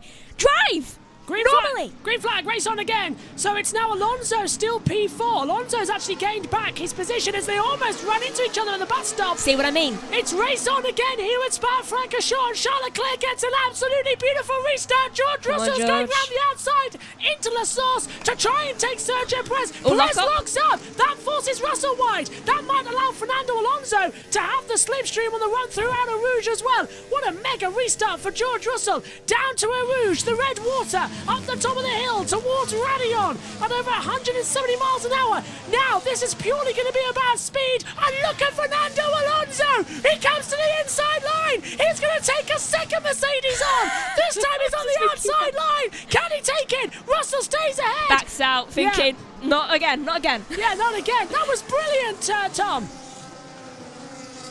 Absolutely superb, and that just shows the Mercedes straight line in this race. They absolutely have got nothing all the way out of La Source, reacting to that Perez lock-up. George Russell just not able to keep up with the Red Bull. Carlos Sainz going deep into the bus stop chicane, and now look at Max Verstappen sitting in 7th position. He's just got past Alex Albon and can now set his sights on the McLaren ahead of him. That safety car doing him a great favour, getting him back up to this pack. We could see Max Verstappen right up there in a couple of laps' time. And Josh has got news for us about some race control incidents as well. We're just trying to get that access now as well. What's happening out there, Josh, in terms of race control messages? Tons. Turns the incident involving Latifi, Ocon and Bottas, that's reviewed, no further investigation, and the incident between Alonso and Hamilton is under investigation. Well, that might be Hamilton getting a grid penalty for the next race, because there's nothing Alonso could have done about that either. Don't expect him to jump up the inside and not be there. As up the inside goes Max Verstappen, and Verstappen passes Ricciardo. It's been 5 laps. Some of that behind the safety car. He started 15th. He's into P6 and he's hunting down these race leaders. I don't usually say this, but I think Max actually needs to get up there because his teammate is about to pass. Lewis Hamilton's walking back around the outside of Blanchimont now. And, Stroll, scenic Stroll. That's his first DNF of the year. A chance for a win gone for Lewis. Yeah, you just can't say anything about it, can you? You really can't. There's nothing to be said. He has thrown that away himself. As look further back as well. Verstappen's under a mess of attack, and that is Alexander. No, it's Albon. That's Albon moving on the inside of Ricciardo. there. Somebody pinch me. A Williams just made a move. That's unbelievable. I did see that, didn't I, guys? Like 1992 all over again, although I suppose in 1992 they weren't making many moves either. All the way out in the front. Yeah, I'm not surprised actually thinking about it as well. But wait. Verstappen's on the back of Vettel. Did a Red Bull? Oh, and Albon now puts away on the grass. Well, he's still Albon in some way.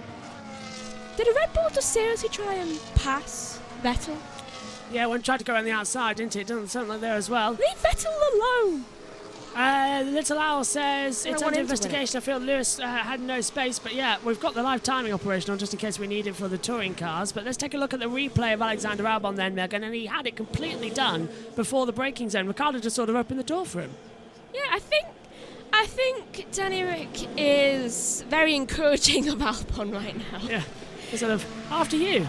It's like, please, go through. I'm leaving McLaren anyway. I don't care. I might be your teammate next year. Please go through. I want a good rapport. Sebastian Vettel moves to the inside of Max Verstappen now as well. Verstappen cuts back as well, and Verstappen takes the position away from Vettel. He tried to go defensive, did Sebastian, didn't work out. Max goes through to 5th position. That was a good move there, Tom. And Verstappen is up into P5, chasing down Alonso. This is unusual for the Red Bulls. He is coming through with such pace, and he's done it without DRS. They're on softs. Yeah.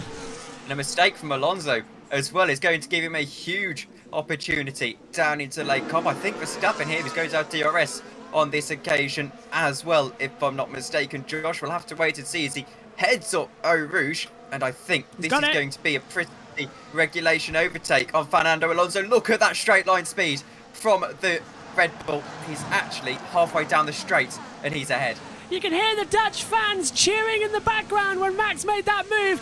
It's 7 laps in to this Grand Prix, and he started this race 14th, and he is up into 4th position. Let's hear from Carlos Sainz, race leader. We are more for plan B. We are more for plan B, and we are monitor the soft behavior. 2-stop. That's a dangerous call. Plan B is a 2-stopper. It's only a 44-lap race. Though I've just noticed that welcome both Alpines to top 10. Yeah, Ocon's into 10th position. Alonso 5th, and Ocon started this race 16th on the grid. So he's making similarly good progressions up the field as well. He's been trying not to hit anyone, unlike Alonso. It's working out though, isn't it, Tom, as well? I didn't know if you were going to say something there. No, I mean, to be fair, Alonso hasn't hit anyone. Someone's hit Alonso. Yes. He's been involved in every single thing. I'm starting to worry. Go on, Josh. Yeah, about that. No further action between Alonso and Hamilton.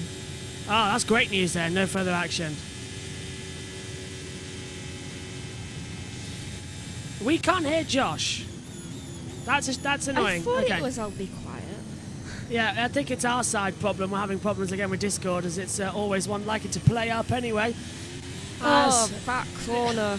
Well, that's Leclerc closing down Gasly for 15th position as well. Okay, why do Ferraris have a problem with going a bit faster around that corner?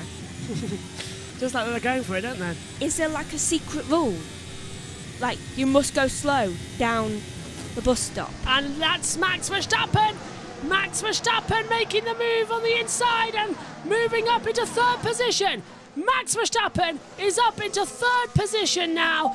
And hopefully as well now, gentlemen, you can hear me and Megan a lot more clearer than normal. That's perfect. Yeah, Discord has had a reset, so that's what's causing the problems. There we go, you can hear us now. Max is going to crash out. Max will crash out, possibly. What do you think, Tom? I did say could. No, I think this has got a Max Verstappen masterclass written all over it. I think he's going to win this race quite easily, purely because of the Red Bull. I think this is very much going to be a year that we go back, and perhaps even an era that we look back as if Max Verstappen does go on to win 2, 3 or even 4 titles like Sebastian Vettel before him. I think this is going to be something that we look back on and say, this car was superb as Charles Leclerc goes down the inside of one of the AlphaTauris and has got through into 15th position. He's on a comeback drive of his own. That's Pierre Gasly, who's in 16th as well, slipping up the inside down at Fania. Nice move there.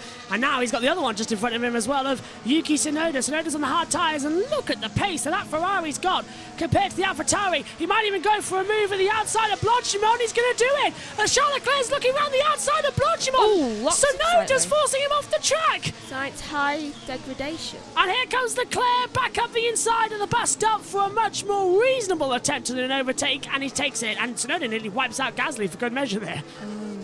Wow. Contacts like you wouldn't believe. Go on, Tom.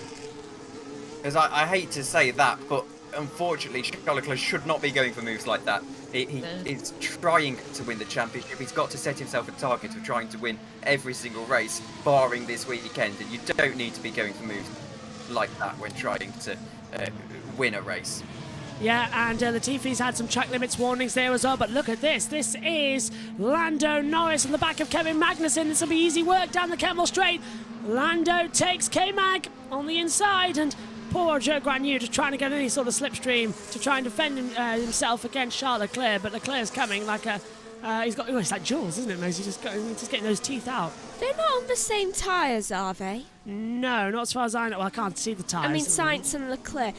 No, they're not. Good. No, Sainz is out there on softs and Leclerc's out there on medium compact tyres. This is a replay of Lando, Megan. And Sainz is having high degradation. Look up there, it looks like from Magnussen, so maybe that's how Lando got through. Yeah.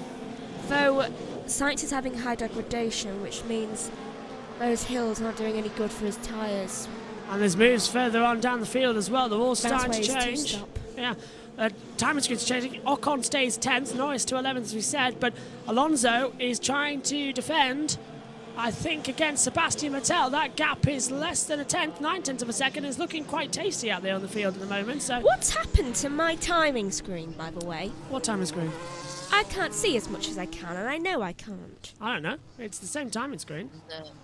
I can't. On timing 71. Red Bull says high degradation. No, that's not what I mean. I don't know. Sector time seems to be all over the place at the moment. It's like they've moved. Both softs. Yeah, they both have high degradation. They need to move on to mediums. Same up here too. What I mean is I can't see the difference between each individual driver. Yeah, no, I can't either. The interval's gone. The gap's there, but the interval's disappeared at the moment, so we might need to refresh the page. It's showing the speed in the interval bit. Yeah, go on, Josh. What have you got for us? The next race on track will be Touring Car Race 2. At 2:35? That should be, yeah. Confirmation on time. Well, on the timing screen we've got, it says 2:35 we're seeing for the touring car, so we'll keep an update on that as well. As Leclerc chasing down Kevin Magnussen, this is going to be a very easy manoeuvre down the Kemmel Straight. Ferrari power versus Ferrari power, but that Ferrari of Leclerc has so much better aerodynamics than the Haas car does. Like, so much more. It does, so now I'm quite worried. About? Punctures. Yeah, debris everywhere. Tom, also Sainz and sorry, yeah. Tom, what do you think then? Pit stops coming around. How long until they come in? If it must be a one-stopper. I'm still going to say I think it will be the two-stopper for Verstappen and Perez. Perhaps not Verstappen on those soft tyres. He might be coming in for hard tyres. They think maybe a one-stop on that case. However, Perez will probably most likely go for the two, because that means that they don't have to switch the Red Bulls around on track as well, which I think is a crucial degradation higher than expected. That's for everybody. I knew it. Yeah, so that degradation is high for everybody. I did say before the race started on the formation lap as well. But it's going to be a two-stop. Yeah, finish your point, Tom, because Leclerc interrupted you. Yes, so I think it could be a two-stop for Verstappen, but they'll want to favour the one-stop onto the hard tyres, because if they can do so, they can use the pace of the car to get past Sainz, and they shouldn't have to swap Verstappen and Perez. They can sort of use Perez on the two-stop as a way to sort of swap it like that, so unless, as Albon comes to the pits, unless they want to go completely the opposite of what I say, put Perez on a one-stop, Verstappen on a two-stop, and have him hold up Carlos Sainz. So this is looking pitch perfect out here now as well. As this is the two Red Bulls coming to blows as well. Will Verstappen trying to overtake now. He's looking on the inside, and is Perez going to let him through? No, he didn't actually through. 2.7 for Albon. Good pit stop there from Williams, actually. 2.7 seconds. Gasly, 2.6. Oh, so Gasly came in too. Drops them down there into 17th and 18th position. They can get back up there. They're very fast. Yeah, last overall then as well. And the timing screen does seem to be playing up a bit today, actually, on our side, because we can't see the interval. We can only see the gap. So yeah, and it's making me not happy. Interval is on here, though, so that tells us something on the main screen as well that we can work out quite quickly. The gap between Sainz and Perez is 1.3 seconds. The gap between Perez and Verstappen is 0.451 and 0.491 as well, so it's changing to about a half a tenth of a second. And if you want to know what half a tenth of a second looks like as well, imagine you're standing on one side of the room and somebody else is standing on the other of your living room, and that's pretty much 5 tenths of a second. Here's Verstappen. Just losing silly amount of time now. We're losing a silly amount of time now as well. That's because you started on softs. Well, I think that's a team call for Perez to let him through. That seems like a team order to me. What do you think, Tom? Perhaps, and I think Verstappen certainly crying out for it. As I said, I think they'd prefer to do it in the pit stops. It loses Carlos Sainz into the pits, so he's going to jump the gun very early here, and surely Perez has now got to let Verstappen through, and it unleashes him on those soft tyres to try and go for the overcut. Yeah, because otherwise Sainz can take this victory as well. And he needed to. He was on the verge of puncture. Yeah, he was on the high degradation. It's a medium compound set. But the thing is, so is Verstappen. He needs to pit soon too. Yeah, but that locks Sainz, and Alonso pits too. So that locks them both on the two-stop strategy. The two Red Bulls now, I think, are going to swap positions as they come up Perouge down the Kemmel Straight. Verstappen's going to have the DRS, pulls to the inside, and Sergio Perez gives him a little wave as well as he goes by. Max Verstappen started 14th on lap 12, takes the lead of the Belgium Grand Prix on soft tyres. How long can they last, and how long until he actually has to pit? And Christian Horner looking a bit worried he might not win this race. If he wins this race with an engine penalty, Formula 1 is done for as Norris passes. Leclerc passes Norris, and that is Sainz back in the clutches of Ricciardo and Stroll and Ocon were battling together. There's no point in Verstappen of just passing Perez. It isn't going to do anything good. It may get a little bit of time between him and Perez, but at the end of the day, Perez is going to have to pit second because Verstappen can't last that long. Look at Sainz pulling to the inside at Pouin, getting easily through on Danny Ricciardo. That's the power of new medium compound tyres, and Sainz isn't out of this race yet, is he, Tom? This is an undercut strategy he's attempting. Absolutely, and I have to say, a move at Pouin in today's day and age is particularly impressive, as it used to be a flat corner. Now it's just a slight lift through there in qualifying trim, so not the easiest place to make a move, barely having to brake nowadays, and I think that's something that we need to really applaud Carlos Sainz for, regardless of the new medium tyres. However, I think the strategy game is going to be one that's very interesting here, whether they are going to give Verstappen that 2-stop and whether they do decide to leave Perez out for a little bit to try and make sure he can hold up Carlos Sainz when that starts to play a factor. Ricciardo, I think, is coming into the pit lane. Esteban Ocon, I believe, is diving into the pit lane as well. Yeah, Ricciardo pits, Ocon pits as well. Josh is down there. Josh, what are you seeing for the tyre strategies? Go on. Yeah, and here Ricciardo pit is first, and then that is mediums going on, and then a stop time of 2.3 for Daniel Ricciardo, and a stop time for 3 seconds dead for Esteban Ocon. They drop 15th and 16th. Hards. Ricciardo's on hards. Yeah, Ricciardo's come out on hard compound tyres. So is Esteban Ocon. They're both on the hard tyres at the moment. So they've come out with a different strategy to play with at the moment on lap 13 of 44. And this is Fernando Alonso, Megan, making a move on Yuki Tsunoda on the inside line. What's that, of Yuki's car? I don't know, something flew off, didn't it, on the inside? Black. Probably tyre rubber, marble, something or other coming through, just on the inside line. Perez will let him go. It's the only right call, says the little owl as well. You're absolutely right. Is the only right call to let him through. Lap 13 of 44. And Verstappen has a 2.7 second lead to Perez. He's unleashed those soft compounds, but yeah, how long can those tyres last? Not long from the last exit it is. Yeah, I'm just waiting as well for the new lap time to come in as well. You're seeing it on the race control chat as well. Nothing coming in just yet on this lap of the Grand Prix as we see Carlos Sainz now jiggling around a little bit. Lewis Hamilton might be having an interview shortly as well if he's made it back to the paddock and pit lane area yet. It's a long walk from Blanchimont as Sainz coming through that part of the track now. Vettel's defending well. Yeah, and he's not too much into the bus stop. Just let him through. Yeah, Vettel sort of opened the door. Sainz goes through. I think Vettel's thinking he can have the cut back on him though, down the run to the... Oh, and Russell pits. Russell comes in then, puts on the medium compound tyres, and it was a 2.6 second stop. I tell you what, you can tell the mechanics have been training, can't you? They're doing some really fast lap times out there today for pit stops. Well, they thought they need it a lot in Spa. Yeah, they do need it a lot, and they are right to Norris have it a lot. pits. Yeah, so here comes Lando Norris then. Turns in. Hard's going on, so he's on a one-stop strategy. Interesting call then, Tom, as well. Many people got out there on brand new mediums. Now everyone's got their own softs, and no one can tell what the right call is as Leclerc goes for a move on Lance Stroll for 5th position down the Kemmel Straight, and he breezes through on the inside line. But we can't tell the strategy calls, whether it's a one-stop race or a two-stop race, because degradation is so unpredictable. I think that's the issue with the degradation. They don't really Verstappen. know what's going on. Yeah, just want to extend a little bit. Understood, Max. Keep it there. Yeah, so he wants to extend as well. Have fun with a puncture, Max. Go on, Well, Tom. no, it makes sense for Max to extend. The tyre's looking pretty good, Nick. Even though they're 13 laps sold, he's treating them like it's a newborn baby, and he's getting lap time as a reward as well, which is very interesting. Fastest lap of the race, and Perez behind him is 3.7 seconds behind, so he's still, crucially, got that advantage on the soft tyres. They say lap 11 to 18 for the soft tyres on the two-stop strategy, which we assume Verstappen could be on, given the degradation, as Perez is told to box. So Perez coming in. That'll put Sainz back into second. So Red Bull are trying to use Perez as a pawn here.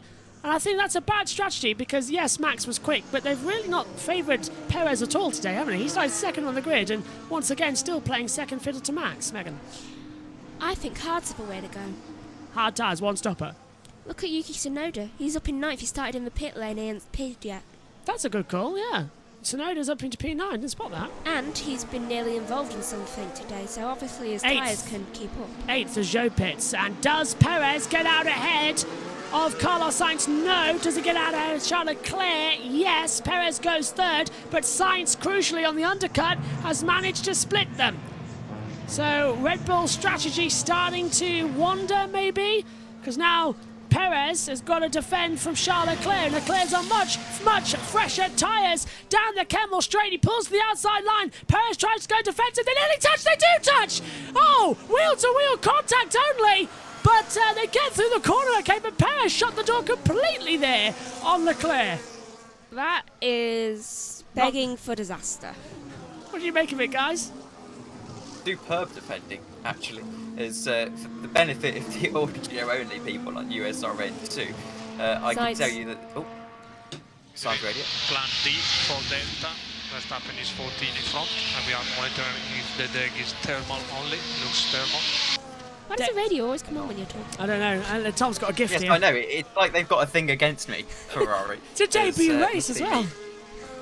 Yes, but... well, I've sort of lost my train of thought now. It's great defending for the benefit of the audio-only listeners, as people who haven't synced up the pictures, as it looks like Verstappen is going into the pits, and I'll just finish this point so we can talk about what he's going to put on as he slides all the way through into the pit lane, as he basically pushed him right onto the curb at the Lecombe chicane, and it's going to be medium tyres for Verstappen, so a 2-stop certainly now. Oh, it's a slow stop! 3.2. Oh, 2.8. Okay, not that slow then. Looks slower than it was. It was a hold on the rear left. I want to see those tyres. Yeah, there are mediums. I think they're new. We had... No, I'm talking about the old ones. I want to see how close he was to a puncture. Well, apparently it was thermal only as Carlos Sainz takes the lead of the race and Verstappen comes out coincidentally ahead of Sergio Perez. That was a new one, as Leclerc's under pressure there from George Russell. Josh, that was textbook, and I think Russell might get fourth here as he comes up the hill. That was textbook again from Red Bull. We've seen it so often this season. That really, really was. And now Tsunoda's up to 6th as Stroll pits. And Russell's going for the move on the inside of Charles Leclerc. And Leclerc, I think he's got a problem, you know. He's starting to hemorrhage positions now. When did Perez get back past him? That was at what we were talking about last lap. Yeah, we've just seen it. Yeah, so much is happening in this race. It's erasing itself. Latifi pits. Alonso goes up into 6th. Yeah, we've got a problem. I think what a... Swap. Sorry, go on. No, you go on, Tom. You go on. I think one of Leclerc's biggest problems is probably his mental state just isn't there. He's under so much pressure. I was saying earlier on as we see a replay of the Perez thing again on the television screen. And slow down. Just good defending from Perez, I think. There's nothing wrong with that at all. And it was marginal, maybe.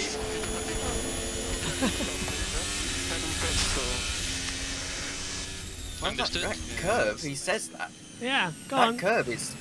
I'd argue that curve is perhaps well and truly into the track limits, so maybe if you had 4 wheels off. But no, I think given the nature of the circuit, common sense has to prevail, and that's perfectly fine defending. Yeah, it looks like it. What's your take on it, Josh? Was that perfectly fine, or was it a bit marginal? I think that was... Can't hear you. You have to turn on your mic. Coincidentally enough, Science Radio anyway. Ferrari are active. Okay, it's good.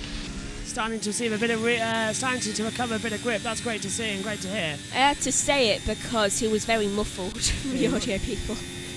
Your laptop's going a bit slow out here at the moment. Well, look, red. Oh, this is going well. Also, it's not been very happy the last couple of days. Oh, this is going well, isn't it? I'll let Josh. I'll let Josh remember to change over and record the driver trackers and all that lot for the British touring cars as well. Try if you can also get hold of the timing screens, because Megan's laptop's having a paddy as things stand as well. Right. Yeah, I'm going to have to restart it. How long onto the grid? Let's play radio. Plan D, and Hart is 2/10 faster than expected. And Sebastian Vettel goes to the inside of Alexander Albon to try and take the position and does so. Great move there from Vettel, moving up into 9th position again. So the action starting to raise massively here now at the Belgium Grand Prix on lap 17 of 44. 28 laps to go as it's Sainz, Verstappen, Perez 1, 2, 3, Russell's 4th, Leclerc is P5 as well as things stand. And this is Ocon with, who's that off the track? Hang on, Ocon, is he taking 2 in 1? He's dealt with Ricciardo and he's dealt with Gasly. Oh, what a move from Esteban Ocon right round the outside of the bus stop, coming through Blanchimont. That was textbook perfect. And Schumacher round the outside at Eau Rouge. Oh, his dad would be proud of that one. What a move from Mick Schumacher at Eau Rouge. What do you think, Tom? Megan stepped out for a sec. Right. It was unbelievable from Mick Schumacher. He's clearly been watching the the 24 hours of Spa. I didn't quite see Nicky Team though, of course, spinning around in the same corner. Here's a battle between, is that Carlos Sainz and Max Verstappen. Perez? Verstappen. Yeah, it's Verstappen in second. This is the battle for the lead of the race. That's now brewing together as well as they come up the hill of the Rouge. And Max Verstappen's going to have the DRS. Charles Leclerc's going to have to go defensive. We started the race in 14th position. He's had a pit stop. He pulls to the outside. And Verstappen, is he going to take the lead of the Grand Prix? Yes, he is! Into the comms. Max Verstappen leads, and the Dutch fans go wild. There's nobody left in Holland right now. They're all at the Circuit de Spa-Francorchamps, and Max Verstappen leads for the first time today. He actually leads the net lead of the race as well. Not only has the name of it, he has got complete control of this Grand Prix now. Unbelievable from Verstappen, and my pick a winner for today. Tom. And my pick as well, Josh, is I think he was the bookies' favourites as well heading into this race, which it just sums up his season so far, or at least since they sorted out those reliability issues at the start of the season, it has summed up his season in that you can be the bookies' favourite even when you're starting 14th and, touch wood, deliver on it from a Verstappen perspective. What a fantastic race, Josh. What did you make of that move? That was amazing, and BTCC on the grid walk. Okay, cool. As we hear, I can barely hear you again, so I don't know, you might have to check your Discords or change your bus mix up a little bit as they come through. Lap 18 of 44. Esteban Ocon still P10. He's chasing down Alexander Albon, who's on course to score points here. He's P9 in this Belgian Grand Prix. Verstappen set the fastest first sector of anybody, a 31.597 on that last lap to take the lead of the race. There's no stopping this guy. There is absolutely no stopping him. I think, I'm saying it now, Verstappen, he's the 2022 world champion, obviously, but boy oh boy, for those who say he doesn't deserve to be a world champion, hasn't he shown them up this year? That is amazing. And I was speaking to my dad yesterday, Josh, about this very thing and about how Charles Leclerc, with an 80-point gap, can sort of get back into this championship. And we said, okay, you've got to finish in the top 5 today. And then I think Charles Leclerc has got to set his sights on winning every single race towards the end of the year, because that's the sort of danger situation he's in. Charles Leclerc is almost like they're listening to our commentary. They're showing on the television screen. And they are. We have to stop now. We'll be right in front of Gasly, which is P12. Why would we stop now? So we are looking at a P5 finish at the end of the race. Question is, would you like to have a new medium to go through the traffic or prefer a new hard? Question? I don't know the new hard, so the new medium feels quite okay. Copy. But for now, tires feels quite okay. Understood. That's good. So Ferrari's clown strategies are now basically asking the drivers what they would like to do, but they're not even going for a win, they're going for a P5 finish. But I can't, but how? How have Ferrari once again not only thrown it away, but they've torn it up, burnt it, and turned its ashes into a dagger that is stabbed into Charles Leclerc's very heart and soul, and the person who's done it is that engineer who's the strategy guide at Ferrari. What on earth is going on?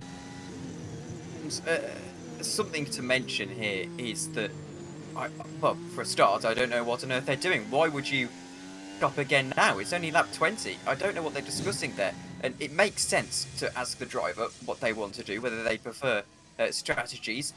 However, it just seems totally needless. It's an absolute clown show at Ferrari, and if this was a football team, not only would you have sacked the manager, but you'd be having high performance reviews to see what's going on. You are doing a good job on tyres. We are happy to continue like this. Can you do 5 more laps? Question? Oh, Albon locks up into the gravel! Yes. Copy. Yeah, so look, Ferrari doing 5 more laps with Leclerc, whatever, but Albon locked up. Ocon's gone through, but Albon in the gravel at Eau Rouge at turn 1. Did he get out? I'm seeing no yellow flags on my timing screen, so I presume he got out, but that was very sorts of bizarre. He sort of went straight on. I don't know if you guys saw it on the onboard there, but of Ocon, but he went straight on. Here it is again, look. Oh, he locks up, Tom. I find it ironic that Albon was talking to Brundle about how much he liked that that gravel trap being there. And he's the one Now he's almost got into it. You can't write this stuff. You really can't sometimes. As we've started recording the live timing for the touring cars now, Meg's laptop has finally started behaving as well. It's lap 20 of 44. And I'll tell you what, Josh, I know you're busy right now, but can you answer one question for me as well? Ferrari, your take on their strategy department today, because it looks like they're even going to... Red Bull going in a 1-2, it looks like, because Perez is around the back of Sainz. Oh, don't get me started on Ferrari strategy. I can't. I can hear you perfectly, by the way, now, but this is unbelievable. This is beyond unbelievable. This is a joke. Absolute joke. And they are now 14 seconds ahead of Russell. Do you still need me recording the timing screen, just the driver tracker now? Just the driver tracker now, yeah. We've got the timing screen on Mega's laptop. Although record it as a backup if you can, just in case. We know what I will. We know what Mega's laptop is like. As Formation lap is go. Fab. And this now, again, here we go. Everyone ready for a Red Bull 1-2 at Spa? Perez moves to the outside line. Sainz doesn't even defend. And Sergio Perez takes second for Red Bull. Max Verstappen. So if you just joined us on USRN 2, I think we had a dropout. I've just been told in my ears. Perez has just passed Sainz with ease. Sainz completely let him through. And as it stands, Leclerc 5th. He will take home 25, 18, 12, 10, 8 points. Verstappen will take 25, which means the gap increases another 18 points. 98 points there will be between the two drivers in the championship. 98! As a Stroll tries to go around the outside of Gasly, coming into the Lecombe chicane. That's very tight, and they're showing all the F2 boys how to do it. That's that is Stroll going up, passing Gasly as well. Well, this is turning into a different race completely, isn't it, guys? An example of exactly what Formula One's about, just absolute racing. No fake drama, crashes really, apart from on lap 1, and just everyone being where they are. On pace and strategy as well. I think this is exactly what we wanted from the 2022 regulations, although perhaps they weren't planning on the dominance of Red Bull, but the close racing is certainly nice with these new ground effect cars. As I can see, one of the McLarens is rather close to Alex Albon, and it's Daniel Ricciardo trying to get himself into 9th position, and he really needs a bit of form towards the end of this season. He said in an interview to Sky earlier that he has got offers on the table for next season, or at least teams interested, with the phone ringing. I wonder where. I wonder where it'll be. Well, Haas seems to be the sort of implication, but I think he needs a bit of form to the end of the season just so that he can get into that new team feeling good, Nick. You don't want to be against it, as you have a new seat and a new car to get used to as well. Has the touring car started, Josh? No. Good, because I was worried about my timing screen. How long is the lap at Thruxton compared to Spa? As well as, here comes Danny Ricciardo now, back to the topic as Tom was talking about. Albon is 6/10 ahead of him, but that gap is reducing. It's a wonderful shot through a rouge, up the top of the hill to Radion we go, and down the Kemmel Straight once again, and Danny Ricciardo is starting to reel him in, little by little, as he comes into the braking zone. Still can't make the move. Can Lando Norris make the move on Pierre Gasly into the chicane? No, they cannot. So neither McLaren's making moves. Go on, Josh, what have we got? Just a skid mark from the Genetocraft. Oof. That was the last race before the touring cars, yeah. So touring cars, they've been delayed. I think we're now looking at a 5:40 start, aren't we, for race 3? It's very late in the day now, isn't it, for that last race as well? I don't think Foxton has a curfew. Oh, so they can go as long as they like. That's great news then.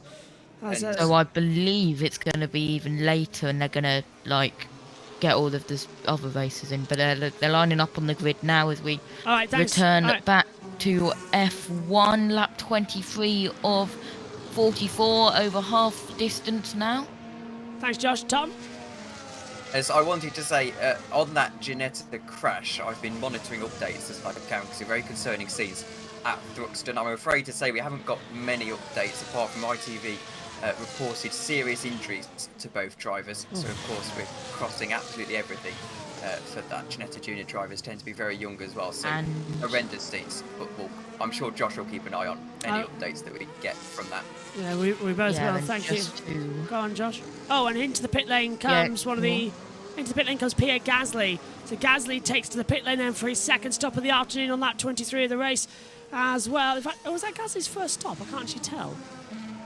We need to take a look at current time for Gasly, 11 laps. Yes, that's Gasly's second stop of the race. Coming in now as well. We've got the Delta open 2.4 seconds. Is Ricciardo anywhere near close enough to Alexander Albon? No, and the race that started so dramatically sort of tailed off a little bit towards the centre. But don't worry, we're at half distance now of this race, and with 15 laps to go, everything will surely kick off once again, as it always does in Formula One, as well as the touring cars have Lights gone on green. and I'm switching off. Lovely. So races go then for the touring cars, and Megan, when she returns to the box, will take care of that. Gwenwyn says, I don't care, let Sainz, Russell, Leclerc crash. Come on, Alonso. Because Alonso's currently P6 as well. Little Owl says, Verstappen is in a world of his own right now as well. So absolutely electric. He's now 8.3 seconds ahead of Sergio Perez. Max Verstappen's not only going to win the Belgian Grand Prix from 14th, he's not even going to dominate the Belgian Grand Prix from 14th. He's going to be in a different racing series. He started his own formula called Formula Zero. He is a sub-zero cool driver to be that far ahead as things stand. This is insane, Tom. I've never seen anything like it. Not even Hamilton in Hungary, in Hockenheim in 2019 could do this. He is in a class of his own. And I'm a little bit torn because I was always one of the people complaining about Hamilton being so dominant, and I have to give the fair treatment here about Verstappen as well, though I think in the manner of which he's dominated this year, Verstappen has been particularly impressive. Hamilton 2020, I think that, because of COVID, is going to be one of the most underrated seasons ever. He was in a world of his own there. You think back to Turkey 2020 and things like that. Hamilton, absolutely dominant, but this might just take the cake as a little bit more impressive for Verstappen, given what he's faced at the start of the season. Here's a move, and a half up Eau Rouge. Oh, he backed out of it, but Stroll went side by side with Ricciardo coming up Eau Rouge. He backed out of it right at the last second, but I'll tell you what, Lance Stroll's got some, hasn't he? That was some gumption to get alongside. I think he went for that move and then remembered that he was in fact Lance Stroll, so thought maybe not best to send myself into the barrier. Yeah, I was envisioning flames, red flags, helicopters and everything as well for that one as well, because Lance Stroll isn't exactly the cleanest driver. As we're saying that, Ricciardo actually locks up just ahead of him. So did Alexander Albon, is it? Guys, a little quiet coming through Malmedy Ravage into the Jackie X corner. Yellow flag just popped up on my screen and then disappeared quite quickly, so I got my hopes up for some action there.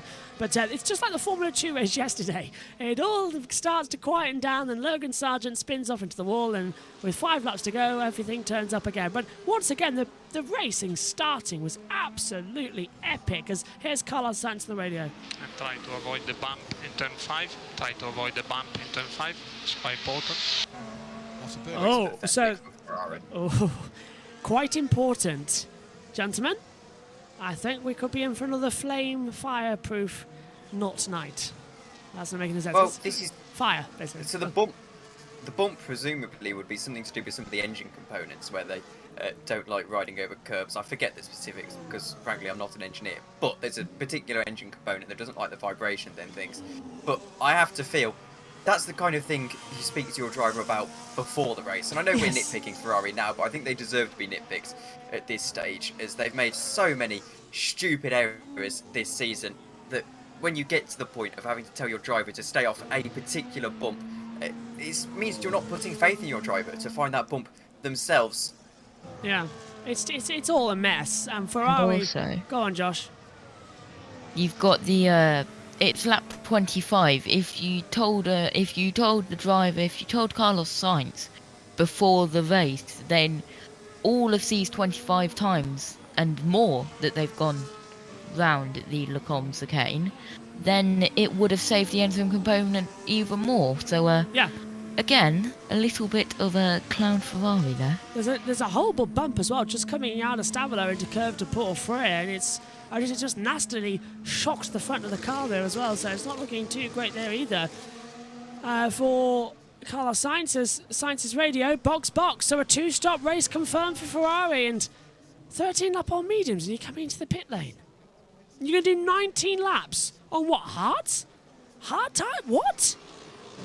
Surely you go for the strategy that AWS suggested. And I know it's not I know the teams have got something a bit more sophisticated than AWS. The double stacking! Ferrari! Oh no. Oh, this is going to win in tears. Oh no. It's a good stop for Sainz. It's a 2.4 as it comes through, and he's onto hard compound tyre. Leclerc's coming in now as well, so they're going to double stack a Ferrari. Here comes Charles Leclerc in. He's 5th at the moment. He's going to put on the medium compound tyres, I believe. So it's an alternate strategy for Ferrari, and away he goes. Mediums come on for Leclerc. So Sainz 4th and stays out 4th. Leclerc now drops down into around about... Oh, and into the pit lane comes Zhou as well. So I think Leclerc's going to drop out just ahead of Albon. So Leclerc goes into 7th position. Albon's leading that train. And who was it earlier on who told me about the train? I don't know if it was SHT or the Little Owl, but you're completely right, as Albon is causing a train out there. Leclerc's just taken the lead of that. So Ferrari trying the alternate strategy. Now, correct me if I'm wrong here, gentlemen, but surely the idea would have been to put both of them on the hard compound tyres and try and overtake Verstappen and Perez, who, if there's a late safety car, they'll get put on later. Let's see why they didn't extend and go 4 more laps and then try and do 14 laps on the softs at the end. That's what AWS suggested. They suggested a medium, soft, medium for this race. So unless their degradation they think is absolutely that bad, why not just extend? You've only done 13 laps on the medium tyres. The lap times, from what I can tell, weren't particularly horrendous. Leclerc didn't have a great deal of pace, but I don't see the logic here from Ferrari yet again. They clearly have got some form of buggy computer system, but they need someone to go in there and sort it out. And I think they seriously need to start asking questions of Mattia Binotto now if they don't turn up soon. Yeah, go on, Josh. Didn't they use a set of Leclerc's race tyres yesterday? Is that a reason for it? Oh, that's a good point. Actually, I hadn't considered that because I'll admit I haven't been particularly focused on this. He's right. Josh is right, because looking at this, Leclerc had 2 old softs and 1 new medium, and 1 new soft. He used that brand new soft at the start of the race, so Leclerc's only got 2 old soft tyres. Leclerc's got no soft tyres because they started the race on it. So Josh is bang on with the fact that because Ferrari mucked up yesterday and put race tyres on Leclerc's car, Albon pits. Albon comes into the pit lane, breaks the train, and so does Stroll. But yeah, Josh is right. Ferrari have messed up in qualifying. They've messed up Leclerc's race today.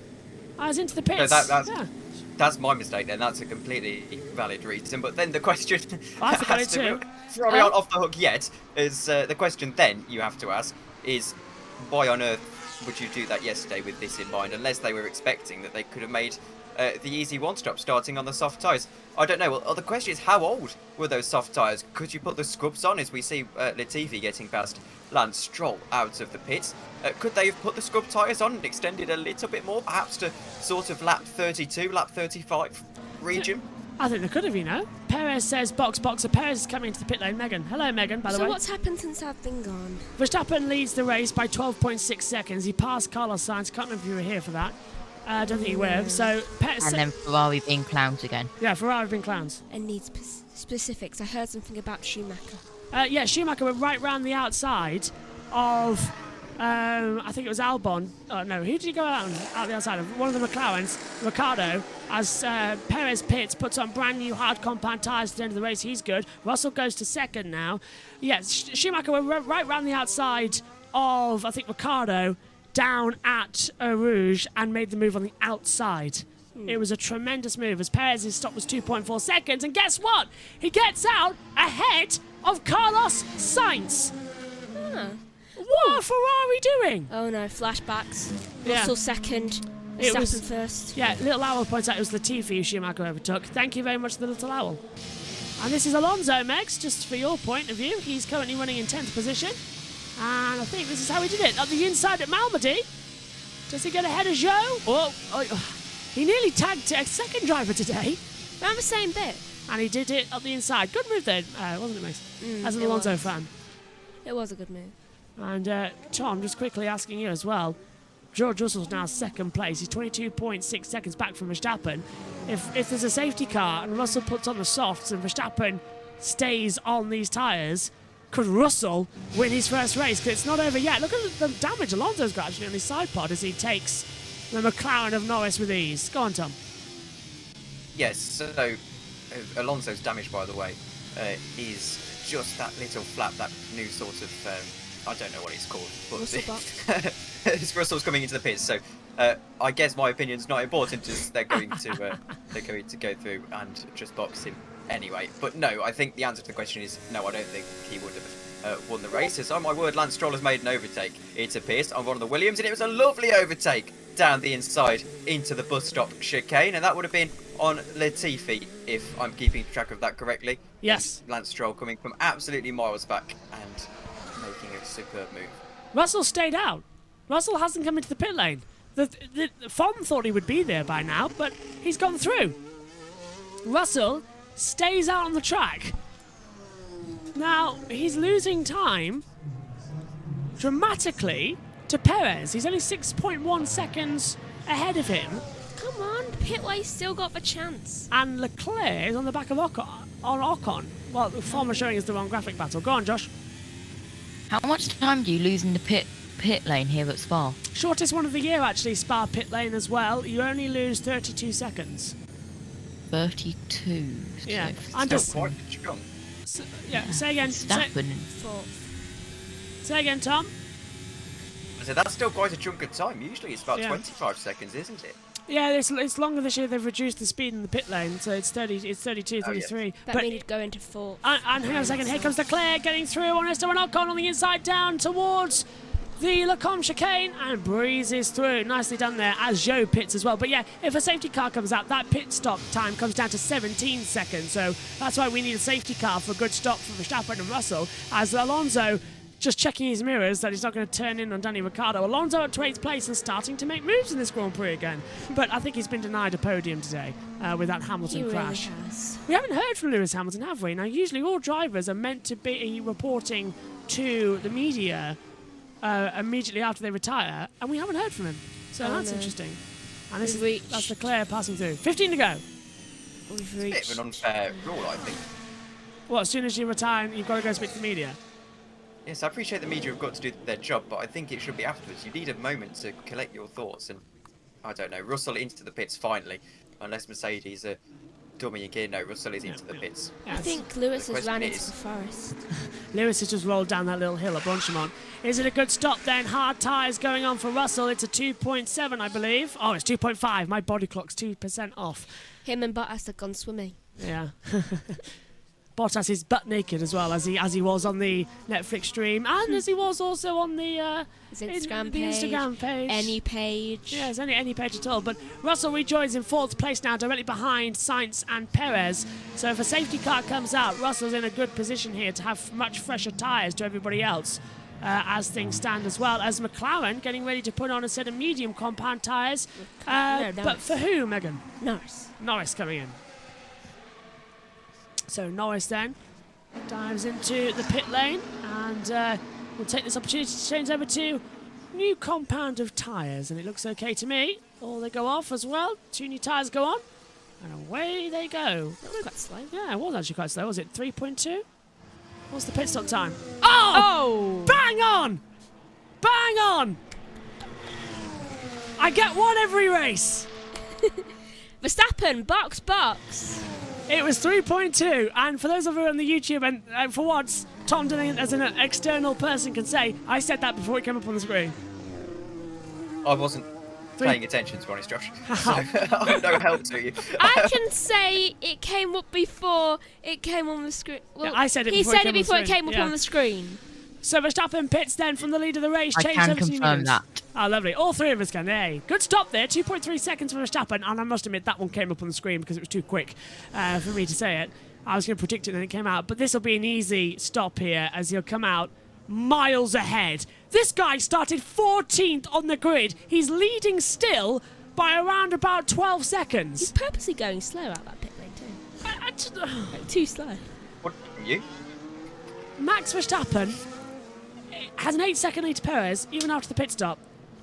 What has to happen for Verstappen to not gearbox failure dominate these races? No, he's had a whole new engine put in that car, and he still wins the race. Him to be sick with the flu. I'll tell you what needs to happen though. WTF1's founder, Tom Bellingham, he has the onesie, yeah. He had a baby girl called Grace. And he has a Max Verstappen onesie, and he puts her in it every single race. And the only time he put her in the Leclerc onesie, Leclerc won. And then she was in a Ferrari onesie and Sainz won. As here comes Leclerc to pass Vettel on the inside line. She's down the into magic Le Mans. key. Yeah, she's the magic baby. So for God's sake, get her in a Hamilton onesie to give us a bit of variety, because he needs to win one race this year. Haas. Or Haas, yeah, Haas too. Schumacher. Yeah, but honestly, Take Tom, your pick a which. that onesie is just too powerful. That baby is too powerful. She's influencing the championships. She's the Anakin. Well, I don't think he needs to tempt fate too much here. It's just keep it with the Verstappen onesie to the end of the year. As Charles Leclerc getting past, I believe that's Sebastian Vettel. She must be a Skywalker. I think Vettel won't be defending against his former teammate, as we see there. I'm Googling Tom Bellingham quickly on Instagram, just to check. So was I, actually. Oh, right, nice. He hasn't put anything on, I can tell you. She's hooked. No, she looks like she's in a normal onesie, actually. Oh, that's the F2 race. No, 2 hours ago, she's in the Max Verstappen onesie, ready for the race. Don't think the onesie power will work from 14th, but what a shot 2 hours ago. Honestly... Is there next one? No, that's it. There is Grace. There is Gracie, and there is the onesie of Max Verstappen. She is the Anakin Skywalker of F1. Or maybe Luke, given how Anakin turned out. Somebody take that onesie! Go on, Tom. Well, I think Ferrari at this stage needs to launch some kind of SWAT team on his house. Figure out how to get that onesie burnt. But Lando Norris getting past, I think that's Zhou. Of course it's Zhou. Bottas is out the race and has been since lap 1, so definitely Zhou. Lando Norris getting through, and on soft tyres as well, Zhou. So pretty decent move from Lando Norris. Welcome down the Kemmel Straight. Yeah, welcome to exactly how hard it is to commentate on one of these races. Have you ever done an F1 before, by the way? No, this is my first time. Funnily enough, I was due to do this with Matthew on USRN2, but I said to him I couldn't do it because I was supposed to be going to the cricket today. Yes. But fortunately, that didn't materialise as England are too good. I did wonder actually, because we were given this one very last minute, as in extremely last minute, as well to do USRN2 today.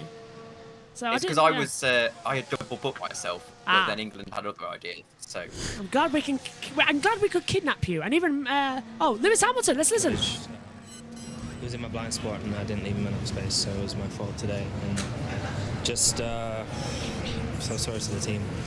He said on his radio, and I know at the time the adrenaline is flowing, he said on his radio that you only know how to... Sorry? It doesn't really matter what he said. Don't I really can't. Like I said, it was my fault. I couldn't see him, actually, so he was like right in my blind spot. Can we look forward to anything in Netherlands? What's the work that's got to be done between now and next weekend? You've only got 7 days to find something. Yeah, just recuperate, get back on the treadmill.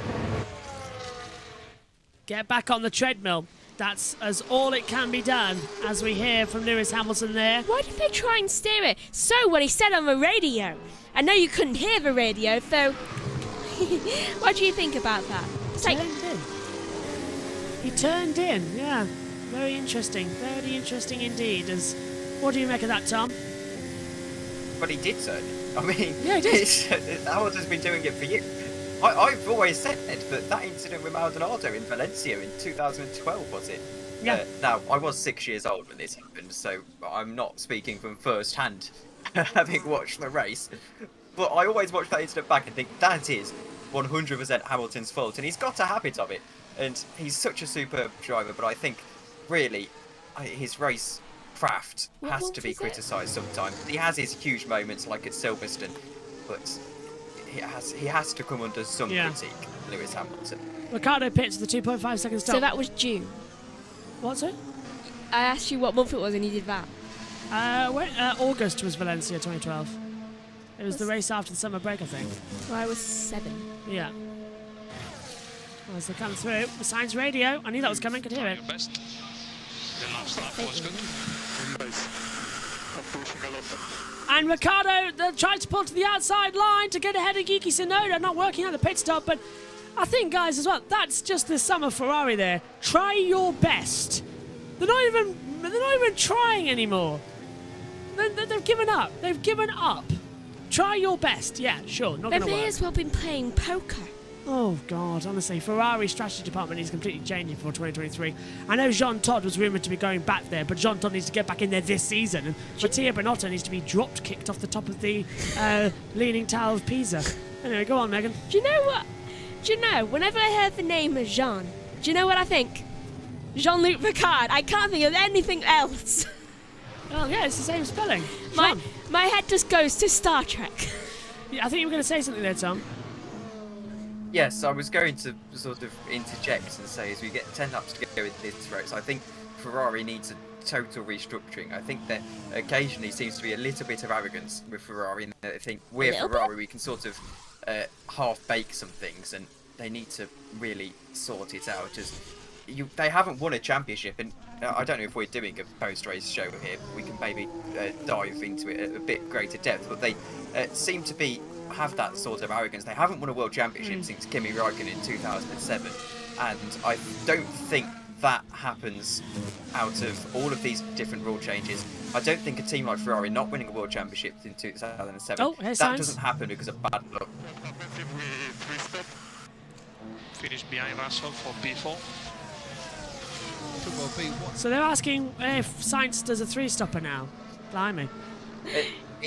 I think, and I don't want to be over dramatic, I think there are some institutional problems very deep into Ferrari, in that they can't win if they try to. The only time in recent years that they had a particularly good car, apart from this year where they've thrown it away themselves, was 2019, and they had an illegal engine. So yeah.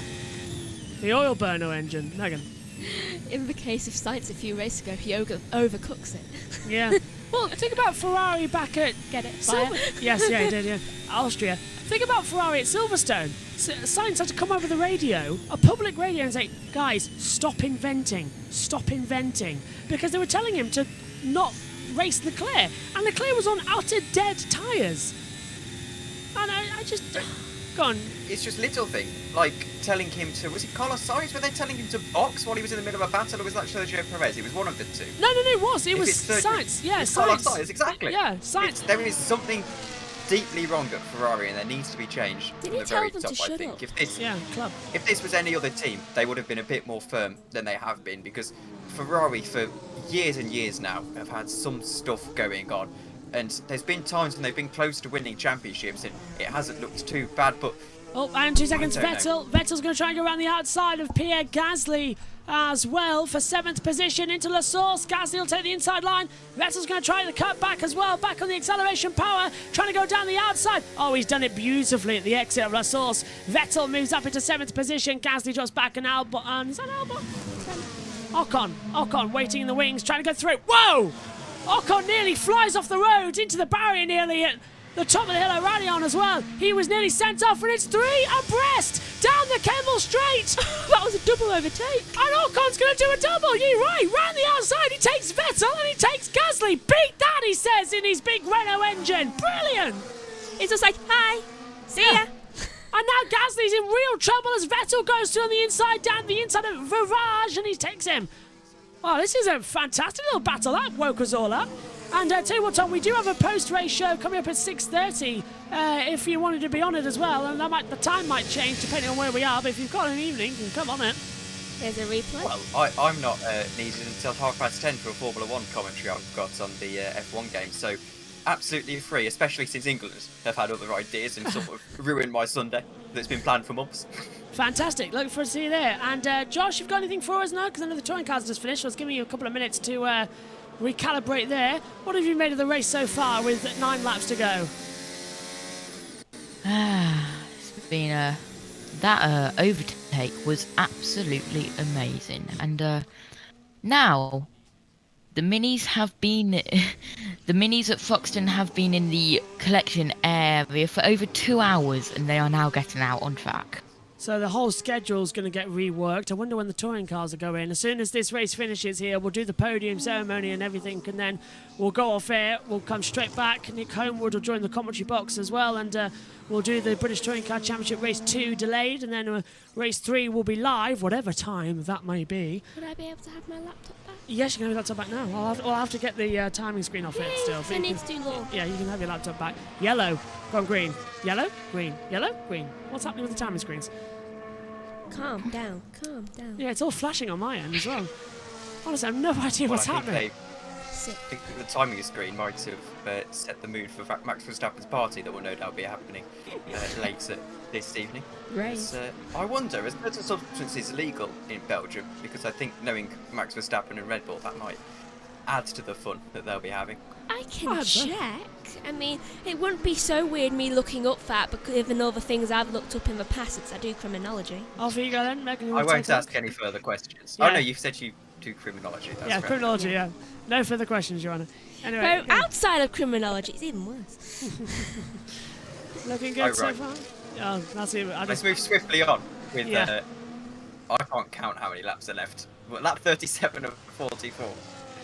8 laps to go here at Spa, lap 37 of 44 as you say, and Verstappen leads, Perez second, Sainz third, Russell fourth, Leclerc fifth, Alonso sixth, Ocon seventh, Vettel eighth, Gasly ninth, and there's a battle for P10 between Albon, Stroll, Norris and Zhou that we're watching right now. Sonoda's coming in as well, so is that of Ricciardo.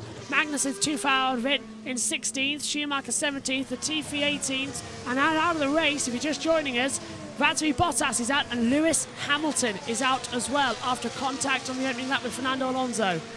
Broke his car after he came back down to earth with a thud. As they come into the braking zone once again. Go on, Tom.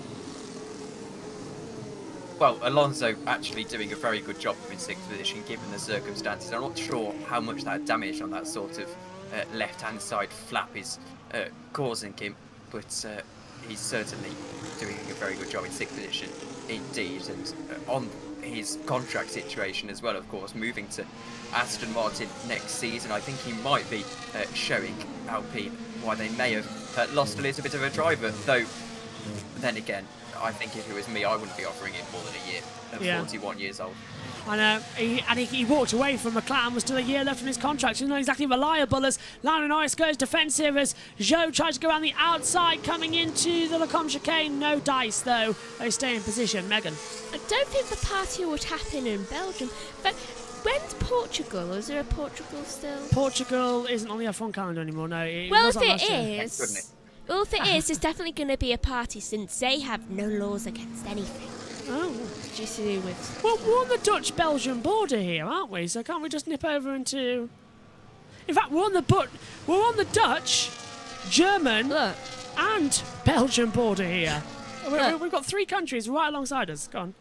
No, look.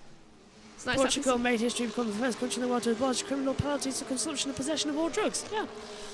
Then again, I don't know why they did that, though. Obviously, party. Then again, it is Red Bull. I'm sure they'll do whatever they like, because as they always do as well. I think they did it because I thought it would decrease the amount of people wanting to.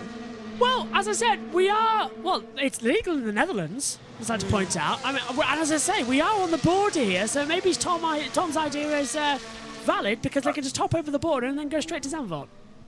It's not just legal in the Netherlands, it's encouraged in the Netherlands. Very true. From what I can gather. Very true, very true. I think it was party time for Red Bull this evening, that's for certain. I'm just imagining now in my head as the battle's still going on for 10th position here. Albon's fighting brilliantly to defend as Stroll's coming through, and Stroll actually locks up at La Source and almost lets Lando Norris come back through on the inside line. This is a very entertaining little one. Sainz, avoid the bump in turn 17. Well, you missed the turn 5 bump message, but Tom and Josh did. And guys, again, we'll start with Tom. Turn 17 now is the issue at Blanchimont. How do you avoid a bump at Blanchimont? It's flat out. You can't move the car that quick. Slide. This is Carlos Sainz, who has grown up in a racing family his entire life. His dad is a multiple-time World Rally champion. He is no slouch himself. He's a Formula 1 race winner who knows Spa. He probably knows more about... has forgotten more about Spa. So I'll let Norris carry on. For plan G. We need to make this work. G! Yeah, Gina G was going to take over. He's forgotten more about this circuit than most of us will ever know in our lives. Yeah. And you're telling him to avoid bumps at turn 17. I don't know. It's got to be some kind of reliability problem, in which case I suppose fair enough. But it's so specific. Why not tell him avoid all of the bumps? You know, try and avoid as many bumps as possible. He's in third position. He's got Russell to try and fend off. It's unbelievable from Ferrari. It's been a special kind of disaster class from today. I've just taken a look on the onboard camera on the pit lane channel as well. Sainz was just coming through Blanchimont there as well a minute ago. And yeah, he did move the steering wheel just a little bit as well to try and avoid the bump, but he almost went off the track doing so. He went very wide as well coming through there. I'll tell you what, Josh, as well, as disasters go, this is the biggest disaster Ferrari have ever done. Verstappen started 14th on the grid, Perez started second, Sainz started on pole, they finishing third, Leclerc's finishing fifth. This is a mega crisis now for Ferrari. It really is. And you should now have the timings. I do, it's just gone through on my watch. And so should Nick. Fab, I did see it on my watch here. It's got the message that was coming through, so thank you for that. 5 to go. And, well, this has been an interesting Belgian Grand Prix. It started off very dramatic in the fact that our Discord crashed and then everything went a bit crazy at the start for the first couple of laps. Then everything has calmed down again, and then it's turned into a bit of a boring race. But this battle for 10th is still interesting, but... Oh, no, you said it was boring. It's been a bit quiet. No! Had to. No. We need a sprint finish, come on. Russell's closing in on Sainz now for third. That'll do it. That'll do it. What do you think, Tom? Oh, this would top off the day for Ferrari if Carlos Sainz was to lose the podium, and he might do it with George Russell. He was 7/10 slower on the previous lap, which is only the real concern there. 2.4 seconds. If they can just maybe find a little bit extra in that Mercedes, perhaps they've been charging up the battery ever so slightly, unleash it down the straight is key. I'll keep a keen eye on those sectors. I can tell you that now, as well, this is going to be very interesting in the last 5 laps of this race. It's now a 5-lap sprint race, like an F1 open lobby, and Ferrari are treating it like an F1 open lobby, I'm afraid to say. Go on, Josh, your news. Yeah, and if you do not want to hear about NASCAR, I suggest you cover your ears right now. Carl Larson is going behind the wall with engine trouble. Oh no, that's not good news at all. Of course, NASCAR have restarted their race later on, early in the morning actually over there as well as they go through, and you can listen to that on USON 1 right now as well. With, I think, who's on the call there? Matthew Owens, and I think Seth's on it as well. I'm not too sure who's on because I know Tom's on with me, so you're not there as they come through. No, and I don't follow NASCAR either, so I might not be much help over there. As it's supposed to be on USRN 1, but it looks like they're having a few technical issues and they're not on at the moment, I'm afraid to say. Well, we're having technical issues as well on USON 2. We keep dropping in and out. There's been something wrong with Mixler, so apologies if we are dropping in and out on USON, but it's all on YouTube as well. On Joshua Birch Motorsport Journalist, you can take the link on Twitter at Joshua Birch 99, where you can find a direct link as well to the YouTube channel.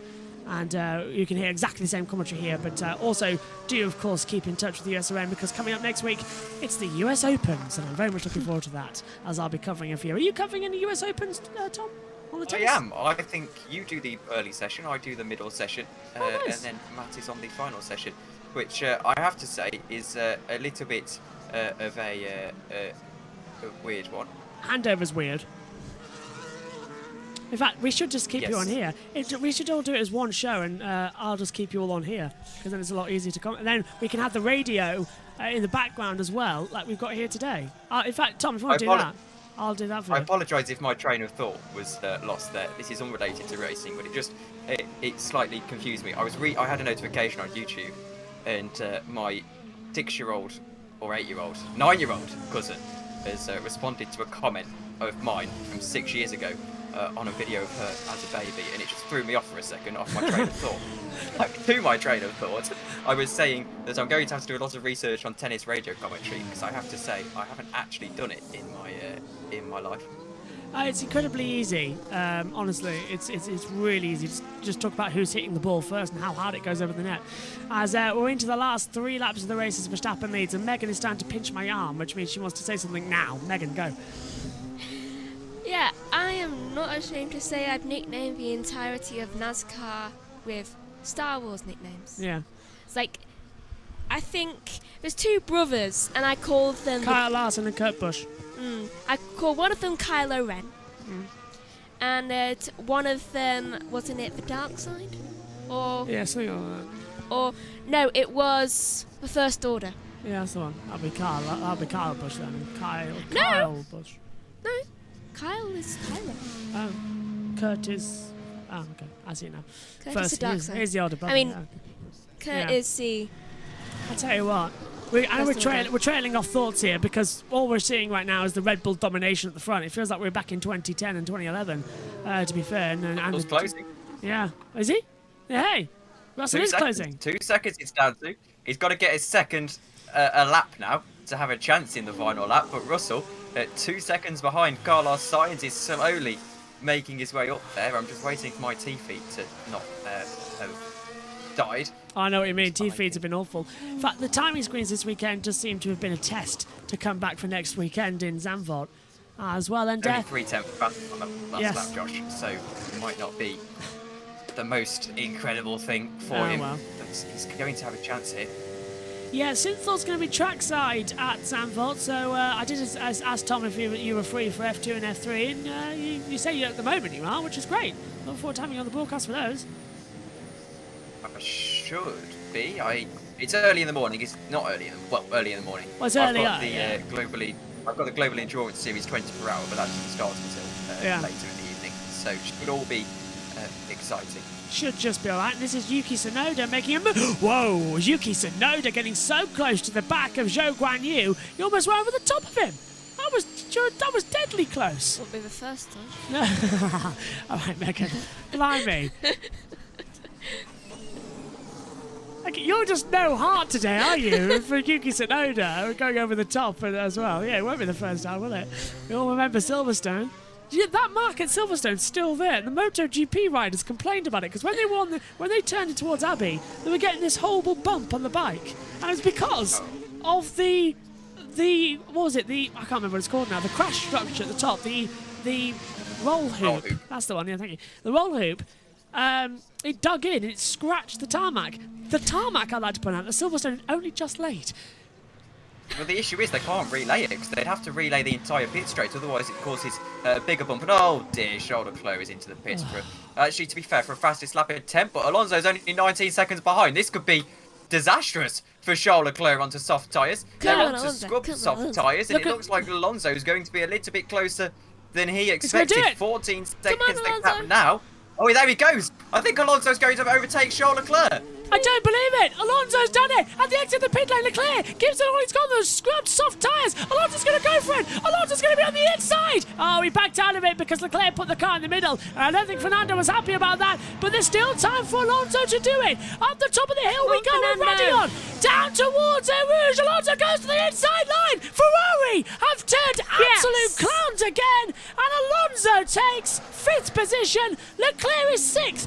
Why stop with 2 laps to go to sacrifice 4 points to get 1 extra?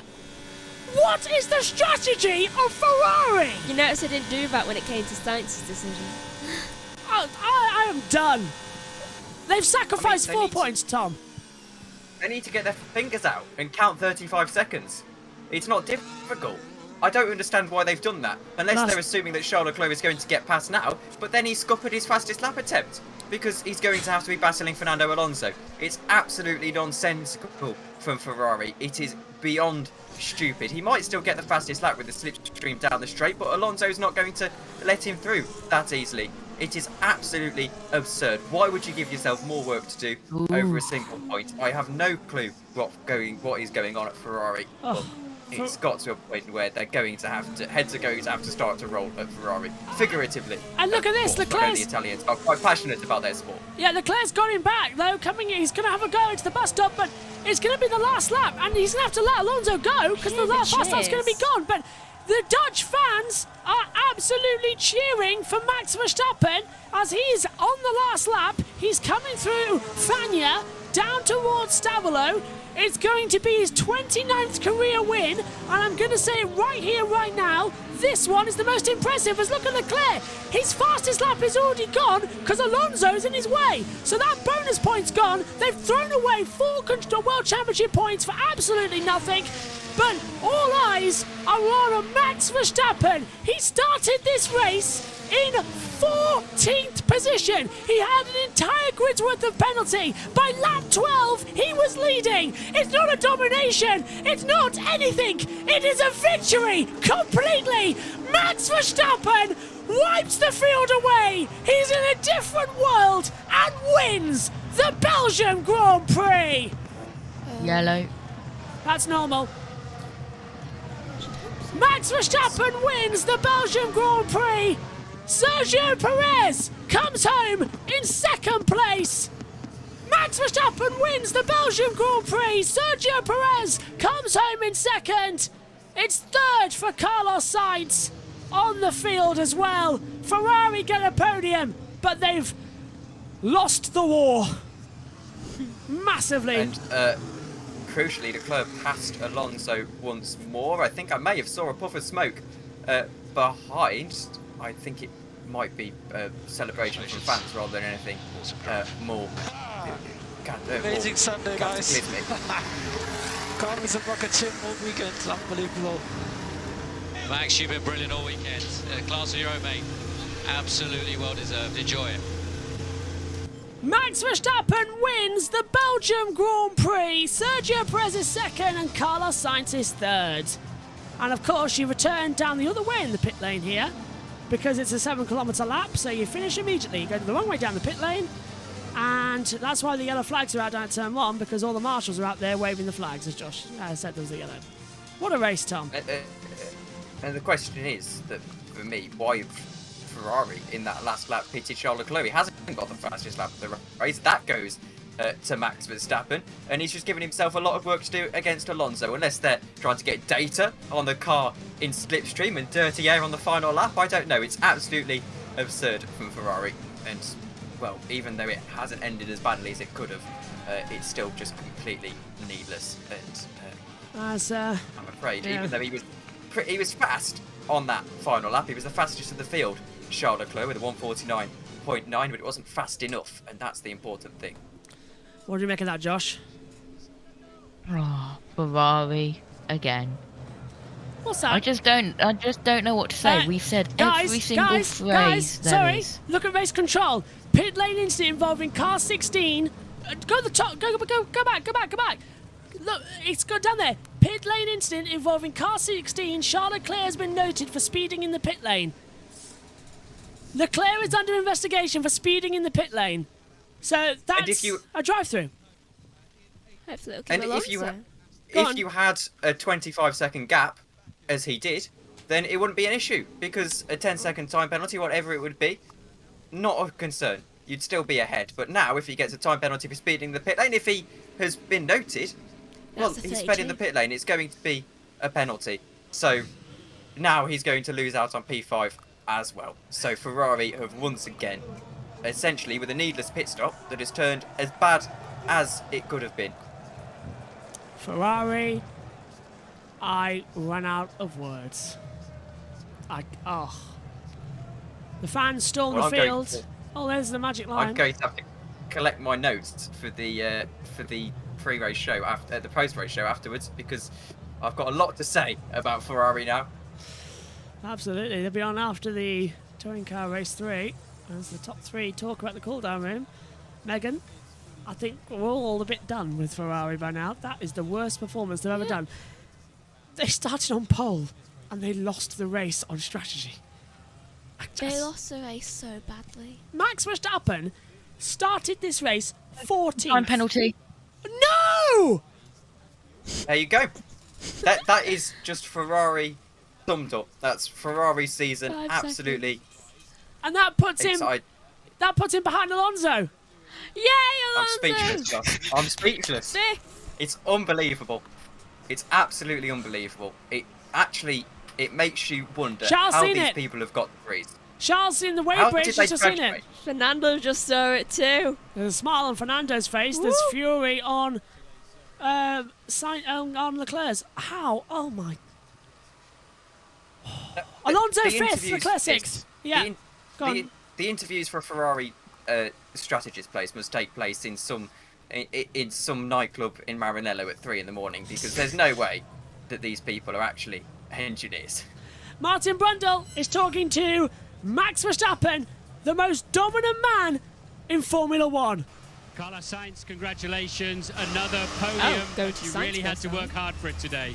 Yeah, unfortunately it was harder than expected. I mean, we got a good start, a good restart after the safety car, but the pace was just not there. We had a lot of overheating on the tires. We were sliding around a lot, and yeah, for some reason our package wasn't quite there this weekend, but in the end we finished on a podium, and yeah, we will take it. George Russell was hunting you down. Were you confident you had enough speed to keep him back?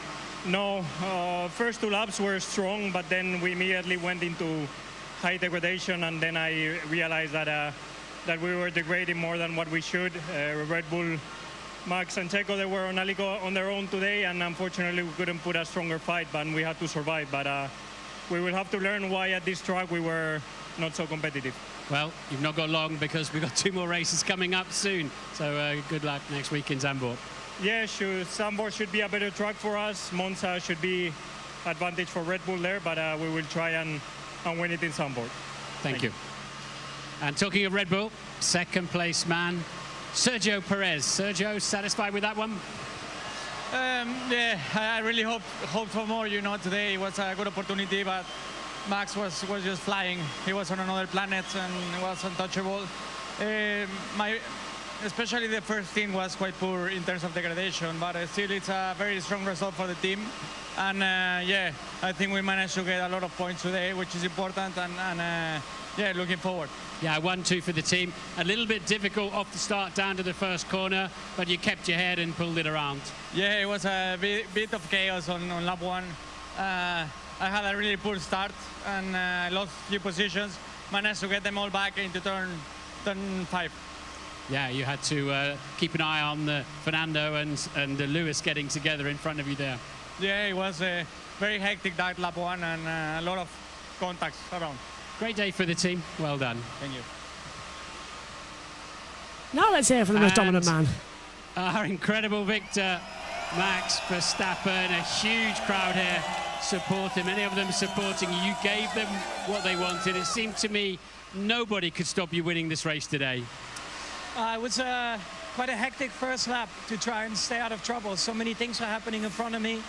But once we settled in after the safety car, yeah, the car was really on rails.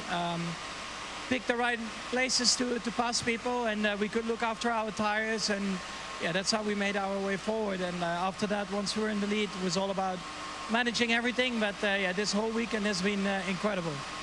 Hey, it'd be one to talk to your grandchildren about down the road. P14 on the grid. You won, fastest lap, driver of the day. You must be so happy. Now, of course, it's been a weekend, you know, I couldn't imagine before, but I think we want more of them, so we keep on working hard.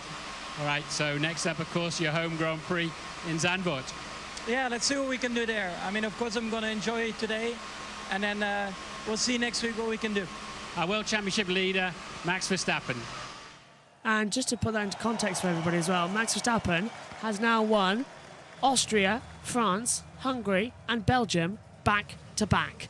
And to put that into context, in Austria, he started second and finished the race in the lead. Started on pole in France, took the victory as well. in Hungary, didn't start on pole, but still got the victory. Belgium started 14th and got the victory. It's his furthest ever race win back in history. And Josh has got news, I believe. What are you looking at, Josh? Oh, go on. Today's GT4 Super Cup race at Thruxton, a serious incident occurred involving the number 78 and number 20. As a result of the impact, the drivers involved, Colin White and Mike Brown, have been taken immediately to hospital for care and are in a stable condition. Our immediate thoughts go to Colin, Mike, their families and friends. Janetta will provide further updates in due course through our website and social media channels. Well, we'll update that then as soon as we get to the touring cars as well. Later, that's good news that they're in a stable condition, and we hope for a very speedy recovery because it was a nasty, nasty and accident. I do believe Go on. that the air ambulance that went over my head did have one of the drivers in, as one of them did go to Salisbury Hospital, which is 10 minutes down that way. Blimey. And not a nice day there, but a very, very mediocre day here in Belgium, thankfully, as well. It's been a quite calm weekend, and congratulations, everybody. We actually got a Belgian Grand Prix in this year as well. Let's hear from the top four then in the cool-down room.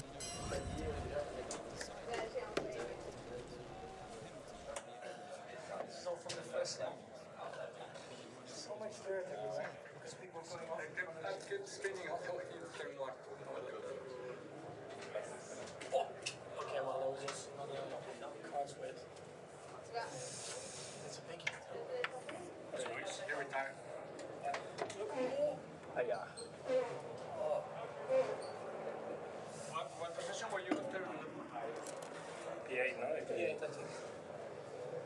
Because Gasly did not start. And in the first lap, you have to watch back what happened in front of me. So for you was fine? Yeah, for me it was fine, 3 laps. Then. Oh, nice. Ooh, double one?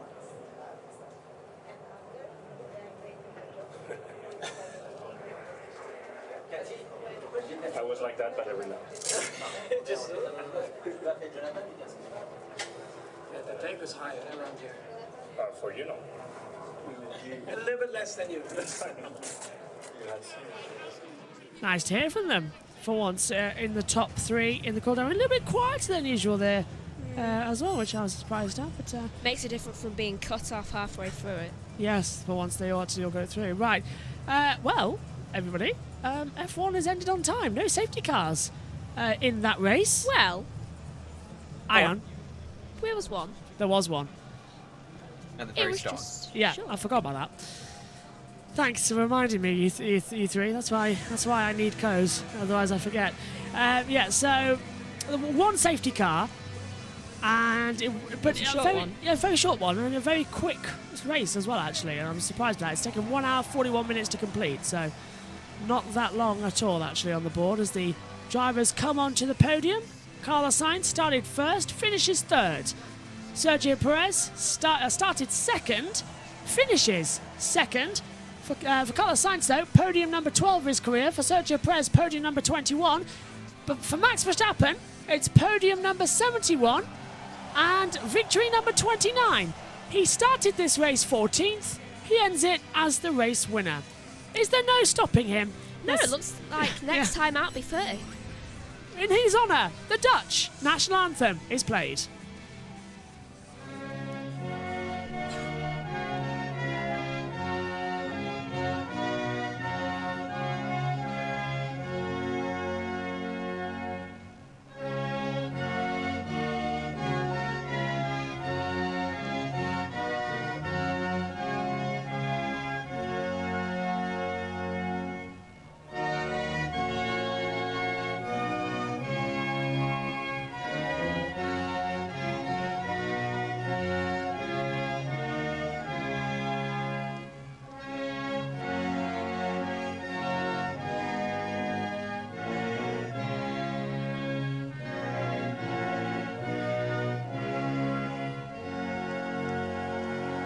And now for Red Bull Racing.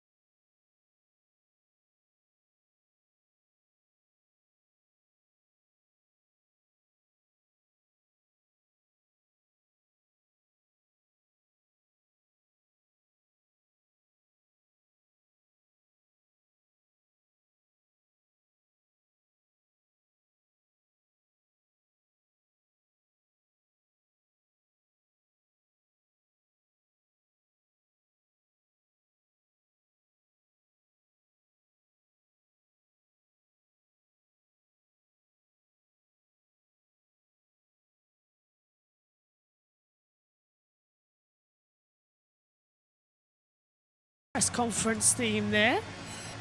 As Max Verstappen wins with second place going to the race. And this trophy is very interesting. It's made from wood of a local oak tree. It's got some of the Eau Rouge water, the red water, the lake that goes in it, embedded in the glass, and a bit of the Radion gravel trap in the middle of it. It's a very unique trophy, that one, for the race winner. And it costs £1,200 as well, I found out. And it's the same for P2 as well. And the constructor, well, it's the same for the constructor's trophy as well. Water from Eau Rouge is embedded in with the silicone as well. An oak tree shape of the track. And then actual tarmac from Radion as well at the top of the hill in Eau Rouge. It's a fantastic achievement, these trophies. And my question is, if they win, do they get to do a shoey, crack it open with the Eau Rouge water? I hope so. Actually, there seems to be more Eau Rouge water in for Sergio Perez's second place than there's in Max Verstappen's winning trophy. Looks like he's got more of it. Just like, here you go, Checo, you deserve this. It's a fantastic trophy, actually, and it's newly designed this year, actually, to give the circuit its own unique trophy, and I think it really works. Even Carlos Sainz is looking and thinking, wow, that's cool, as well. And now... Carlos Sainz probably knows. No, I don't think he does know. I know it, because I got told it. And now, Carmen plays with the overtune. It's champagne time! Max Verstappen does the impossible. He starts 14th, he leads by lap 12, he took the lead, he stayed there, and he won the race. Unbelievable. One word reviews. Megan, your thoughts on the race? Unexpected. Josh Plays, your thoughts on the race? Can we hit Clowns. Josh? Say again? Clowns. Tom Dillon, your thoughts on the race? Well, I'm speechless at Ferrari. Never mind Verstappen. I know, unbelievable. Megan? What about you? Me? My thoughts of the race? Anticlimactic. Good word. I think that's mine. It didn't live up as to what the start did. It let us down in the end. Anyway, myself, Josh, and Tom will be back later on tonight for the review show. Megan, presumably you're going to disappear now because of your stomach. Yes. Yeah, I think both my stomach and the fact that I have work to do. Very nice. Well, Megan can now disappear if we can help you up with your stomach. You can stay here while we sign off. You're not disappearing yet. You're not doing a dad. I just always stand up for the end. You're not doing a dad and walking off. Okay, my thanks to Megan, my thanks to Josh, my thanks as well, especially for Tom for stepping in literally this morning. I didn't know he was already supposed to do it, but I'm glad you were here, Tom, and hopefully we can have you on many more, including F2 and F3 next weekend. I can't wait. And Josh, I'll see you in a couple of minutes. Stay on the call because we've got a touring car race next. And Megan, thank you as well. We'll see you in Zandvoort before you take Monza off, and then we'll see you back in Singapore as well. But next up for Formula One, well, I don't know how to say this. It's going Dutch. And I've got a bad feeling about it because Max is always dominant. Let's see, can he do 5 races in a row? Probably. Will Ferrari still be clowns? We'll find out. 7 days' time, we'll do it all over again, part of the triple header. Well, thanks to Josh, well, thanks to Tom, and thanks to you, Megan, and thanks to all of you at home. We'll see you next time. Good night.